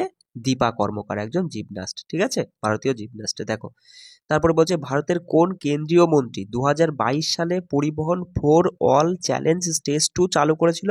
মনে রাখবে যে হরদীপ সিং পুরী, কি বললাম? হরদীপ সিং পুরী, যিনি 2022 সালে পরিবহন ফর অল চ্যালেঞ্জ স্টেজ 2 এটা চালু করেছিল। সরকার কর্তৃক 40 কোটিরও বেশি ভারতীয়কে বিভিন্ন শিল্প সম্পর্কিত চাকরিতে প্রশিক্ষণ দেওয়ার জন্য স্কিল ইন্ডিয়া হলো একটি উদ্যোগ, যা ড্যাশ সালে চালু হয়। এটা কোন সালে চালু হয়? 2015 সালে। মনে রাখবে সরকার কর্তৃক 40 কোটিরও বেশি ভারতীয়কে বিভিন্ন শিল্প সম্পর্কিত চাকরিতে প্রশিক্ষণ দেওয়ার জন্য একটা স্কিল ইন্ডিয়া উদ্যোগটা চালু করা হয়েছিল 2015 সালে, মনে রাখবে। আচ্ছা, তারপরে প্রশ্ন কি বলছে দেখো, বলছে পেশাদার খেলার জন্য টেনিস র্যাকেটের সর্বোচ্চ দৈর্ঘ্য কত? মনে রাখবে টেনিস র্যাকেটের সর্বোচ্চ দৈর্ঘ্য হচ্ছে 29 ইঞ্চি, কি বললাম? 29 ইঞ্চি, অপশন 2 আমাদের সঠিক উত্তর। তারপরে বলছে দেখো বিশ্বের ভারতীয় ডাক নেটওয়ার্ক কিসের জন্য বিখ্যাত? মনে রাখবে বিশ্বের ভারতীয় ডাক নেটওয়ার্ক হলো একটি বৃহত্তম ডাক নেটওয়ার্ক, কি বললাম? বিশ্বের ভারতীয় ডাক নেটওয়ার্ক হচ্ছে একটি বৃহত্তম ডাক নেটওয়ার্ক, বৃহত্তম ডাক নেটওয়ার্ক। তারপরে দেখো বলছে জাতীয় আয় ড্যাশ হিসাবে সংজ্ঞায়িত করা হয়। মনে রাখবে জাতীয় আয় হচ্ছে উপকরণ ব্যয়ে এনএনপি হিসাবে সংজ্ঞায়িত করা হয়, কি বললাম? উপকরণ ব্যয়ে এনএনপি হিসাবে সংজ্ঞায়িত করা হয় জাতীয় আয়। বলছে 2011 সালের আদমশুমারি অনুসারে ভারতের দ্বিতীয় সর্বনিম্ন জনবহুল রাজ্য কোনটি বলো? তাহলে সেখানে সঠিক উত্তর কি হবে? যে মিজোরাম। 2011 সালের আদমশুমারি অনুযায়ী তোমার হচ্ছে ভারতের দ্বিতীয় সর্বনিম্ন জনবহুল রাজ্য হলো মিজোরাম, অপশন 1 আমাদের সঠিক উত্তর। বলছে সবুজ বিপ্লবের ফলে ভারতে খাদ্যশস্যের আমদানি ড্যাশ হয়েছিল। সবুজ বিপ্লবের ফলে ভারতে খাদ্যশস্যের আমদানি কি হয়? হ্রাস পেয়েছিল, অপশন 2 আমাদের সঠিক উত্তর। তারপর দেখো বেঙ্গালুরু টেক শীর্ষ সম্মেলন 2022-এ উদ্বোধন করেছিল কে? মনে রাখবে বেঙ্গালুরু টেক শীর্ষ সম্মেলন 2022-এ উদ্বোধন করেছিল নরেন্দ্র মোদী, অপশন 3-এ রয়েছে, দেখো অপশন 3 আমাদের সঠিক উত্তর, নরেন্দ্র মোদী। কেমন? বলছে কার্বনের পারমাণবিক সংখ্যা কত বলো? কার্বনের পারমাণবিক সংখ্যা কত? 6, অপশন 1 আমাদের সঠিক উত্তর। কার্বনের পারমাণবিক সংখ্যা 6 আর কি। তারপর দেখো কেরালার বৃহত্তম জলপ্রপাতের নাম কি বলো? কেরালার বৃহত্তম জলপ্রপাত হলো, মনে রাখবে বলো, আথিরাপিল্লি জলপ্রপাত, কি বললাম? আথিরা, অপশন 4-এ রয়েছে, দেখো আথিরাপিল্লি জলপ্রপাত, এটা হলো কেরালার তোমার হচ্ছে সব বৃহত্তম জলপ্রপাত, ঠিক আছে। বলছে পণ্ডিত বিরজু মহারাজ নিম্নের কোন নৃত্যের সঙ্গে যুক্ত ছিলেন? তাহলে পণ্ডিত বিরজু মহারাজ তিনি একজন কত্থক নৃত্যশিল্পী, অপশন 4 আমাদের সঠিক উত্তর, যে কত্থক নৃত্যের সঙ্গে যুক্ত হচ্ছে পণ্ডিত বিরজু মহারাজ। কেমন? তারপর দেখো বলছে আয়রনের অভাবে ড্যাশ রোগ হয় বলো? আয়রনের অভাবে কি হয়? আয়রনের অভাবে দেখো তুমি অপশনগুলো যদি দেখো তাহলে এখানে সঠিক উত্তর বলবে যে আয়রনের অভাবে কি হবে? রক্তাল্পতা রোগ, অপশন 3 আমাদের সঠিক উত্তর। রক্ত শূন্যতা, রক্তাল্পতা নয়, সরি, রক্ত শূন্যতা রোগটা হয়ে থাকে আয়রনের অভাবে। বলছে নিম্নের কে সাংবিধানিক প্রতিকারের অধিকারকে সংবিধানের আত্মা বলে অভিহিত করেছেন কে? তুমি তো জানোই যে সংবিধানকে হৃদয় এবং আত্মা বলে অভিহিত করেছেন ডক্টর বি.আর. আম্বেদকর, অপশন 2 আমাদের সঠিক উত্তর। বলছে মৌর্য পরবর্তী সময়ে ড্যাশ ছিল নরনারী যাদের জমি ছিল না। তাহলে এখানে মনে রাখবে মৌর্য পরবর্তী সময়ে দাস কর্মকার, কি বললাম? দাস কর্মকার ছিল নরনারী যাদের জমি ছিল না, অপশন 4 আমাদের সঠিক উত্তর। বলছে বিধবা পুনর্বিবাহ সমর্থনকারী বাঙালি সংস্কারক ও গ্রন্থকারের নাম লিখুন। এখানে জানতে চাইছে কে? তুমি দেখা মাত্রই অপশনগুলো দেখা মাত্রই উত্তর বলে দিতে পারবে যে বিধবা পুনর্বিবাহ সমর্থনকারী বাঙালি সংস্কারক ও গ্রন্থকারের নাম কে? এখানে যে 4 জন ব্যক্তির মধ্যে কে? ঈশ্বরচন্দ্র বিদ্যাসাগর, অপশন 3 আমাদের সঠিক উত্তর। তারপরে প্রশ্ন বলছে কোন নৃত্যগুরুর সম্মানে বলছে আটলান্টার মেয়র 3 নভেম্বর 1994 তারিখে তোমার হচ্ছে কুচিপুড়ি নৃত্যনাট্য দিবস ঘোষণা করেছিল। তাহলে এখানে কি হবে সঠিক উত্তর? এখানে দেখো 4টে অপশান তুমি দেখে সঠিক উত্তর করতে পারো যে ভেমপতি চিন্না সত্যম। কি বললাম? ভেমপতি, অপশান 3 আমাদের সঠিক উত্তর, যে ভেমপতি চিন্না সত্যম হচ্ছে কি, 1 মিনিট, ভেমপতি চিন্না সত্যম কি নৃত্যগুরু, যিনি হচ্ছে আটলান্টার মেয়র, যিনি হচ্ছে ওই 1994 সালে কুচিপুড়ি নৃত্যনাট্য দিবস হিসাবে ঘোষণা করেন এই 3 নভেম্বর দিনটিকে। কোন দিনটিকে? 3 নভেম্বর দিনটিকে মনে রাখবে। ঠিক আছে। বলছে নির্বাচন কমিশন ড্যাশ রাজ্য আইনসভা এবং রাষ্ট্রপতি ও উপরাষ্ট্রপতি পদের জন্য নির্বাচন পরিচালনা করেন। তাহলে এখানে সঠিক উত্তর কি? নির্বাচন কমিশন মনে রাখবে সংসদ, তোমার হচ্ছে নির্বাচন কমিশনের সংসদ হচ্ছে রাজ্য আইনসভা এবং রাষ্ট্রপতি উপরাষ্ট্রপতি পদের জন্য নির্বাচন পরিচালনা করেন। অপশান 3 আমাদের সঠিক উত্তর, সংসদ হবে, মনে রাখবে। বলছে কোন পঞ্চবার্ষিকী পরিকল্পনা ভারী ও মৌলিক শিল্পের দ্রুত শিল্পায়নের উপর দৃষ্টি নিবদ্ধ করে? সেটা হচ্ছে দ্বিতীয়। দেখো 3 নম্বরে রয়েছে দ্বিতীয়, মানে দ্বিতীয় পঞ্চবার্ষিকী পরিকল্পনা, যেটা হচ্ছে শিল্পের উপর তোমার হচ্ছে কি দৃষ্টি নিবদ্ধ করে। আমরা তো জানি অপশান 3 এখানে সঠিক উত্তর। ঠিক আছে, দেখে নিও। আচ্ছা, পরবর্তী প্রশ্ন বলছে যে তোরগা অরুণাচল প্রদেশের মোনপা উপজাতি দ্বারা পালিত একটি ড্যাশ দিনব্যাপী সন্ন্যাস উৎসব। এখানে মনে রাখবি যে তোরগা উৎসব না, এই তোরগা হচ্ছে অরুণাচল প্রদেশের একটি উৎসব, যেটা হচ্ছে এই মোনপা উপজাতিরা পালন করে। আর এটা হচ্ছে 3 দিন ব্যাপী। কতদিন ব্যাপী সন্ন্যাস উৎসব? 3 দিন ব্যাপী। দেখো অপশান 3 রয়েছে 3 দিন। ঠিক আছে, 3 দিন ব্যাপী একটি সন্ন্যাস উৎসব এটি, মনে রাখবে। চলো পরবর্তী প্রশ্ন দেখো। বলছে নিম্নলিখিত কোনটি ভারতীয় সংবিধানের অযুক্তরাষ্ট্রীয় বৈশিষ্ট্য? তাহলে এখানে দেখো, এখানে 4টে অপশান অনুযায়ী তুমি দেখে বলবে যে একক সংবিধান, এই যে একক সংবিধান, এটা হলো ভারতীয় সংবিধানের অযুক্তরাষ্ট্রীয় একটি বৈশিষ্ট্য। কি বললাম? একক সংবিধান, অপশান 2 আমাদের সঠিক উত্তর। তারপরে কি বলছে? বলছে ভারতের সংবিধানের প্রস্তাবনায় সমতা, স্বাধীনতা এবং ভ্রাতৃত্ব শব্দগুলো কোন সংবিধান থেকে নেওয়া হয়েছে? তাহলে এখানে মনে রাখবে যে ভারতীয় সংবিধানের প্রস্তাবনায় যে সমতা, স্বাধীনতা এবং ভ্রাতৃত্ব, এই শব্দগুলো ফরাসির সংবিধান থেকে, ফরাসির কাছ থেকে নেওয়া হয়েছে আর কি। ঠিক আছে, ফরাসি দেশ থেকে। বলছে নিচের কোনটি ভারতীয় সংবিধানের যুক্তরাষ্ট্রীয় বৈশিষ্ট্য? তাহলে এখানে বলো ভারতীয় সংবিধানের যুক্তরাষ্ট্রীয় বৈশিষ্ট্য জরুরি বিধান, একক সংবিধান, লিখিত সংবিধান নাকি সমন্বিত বিচার বিভাগ? তাহলে এখানে হবে লিখিত সংবিধান। মনে রাখবো অপশান 3 আমাদের সঠিক উত্তর, যে লিখিত সংবিধান হলো ভারতীয় সংবিধানের যুক্তরাষ্ট্রীয় বৈশিষ্ট্য। বলছে কেন্দ্র রাজ্য এর সম্পর্কমূলক সাংবিধানিক বিধান নিম্নলিখিত কোন দেশ থেকে ধার করা হয়েছে? তাহলে এখানে মনে রাখবে যে কেন্দ্র রাজ্য সম্পর্কমূলক যে সাংবিধানিক বিধানটা, এটা নেওয়া হয়েছে তোমার কানাডার কাছ থেকে। অপশান 4 এখানে সঠিক উত্তর, কানাডার কাছ থেকে নেওয়া হয়েছে কেন্দ্র রাজ্য সম্পর্কমূলক সাংবিধানিক বিধানটি। ইউনিফর্ম সিভিল কোডের বিধানগুলো ভারতীয় সংবিধানের কোথায় উল্লেখ করা হয়েছে? মনে রাখবে যে এই যে ইউনিফর্ম সিভিল কোডের বিধানগুলি ভারতীয় সংবিধানের 4র্থ খণ্ডে, কততম খণ্ডে উল্লেখ রয়েছে? 4র্থ খণ্ডে উল্লেখ রয়েছে। অপশান 2 আমাদের সঠিক উত্তর। তারপরে বলছে দেখো এর মধ্যে কোনটির উদ্দেশ্য ভারতের একটি যুক্তরাষ্ট্রীয় কাঠামো প্রদান করা? দেখো এখানে রয়েছে ভারতীয় কাউন্সিল আইন 1909, ভারতীয় কাউন্সিল 1919, সাইমন কমিশন, ভারত সরকার আইন 1935। তাহলে এখানে সঠিক উত্তর কি? এই যে অপশান 4 রয়েছে, দেখো যে ভারত সরকার আইন 1935, এই আইনের মাধ্যমে কি হয়? ভারতে একটি যুক্তরাষ্ট্রীয় কাঠামো প্রদান করা হয়। কি বললাম? ভারত সরকার আইন 1935-এর মাধ্যমে তোমার ওই আইনের উদ্দেশ্য ছিল যে ভারতে একটি যুক্তরাষ্ট্রীয় কাঠামো প্রদান করা, এই 1935-এর ভারত সরকার আইনটা, মনে রাখবে। বলছে রাষ্ট্র থেকে ধর্মের বিচ্ছিন্নতাকে কি বলা হয়?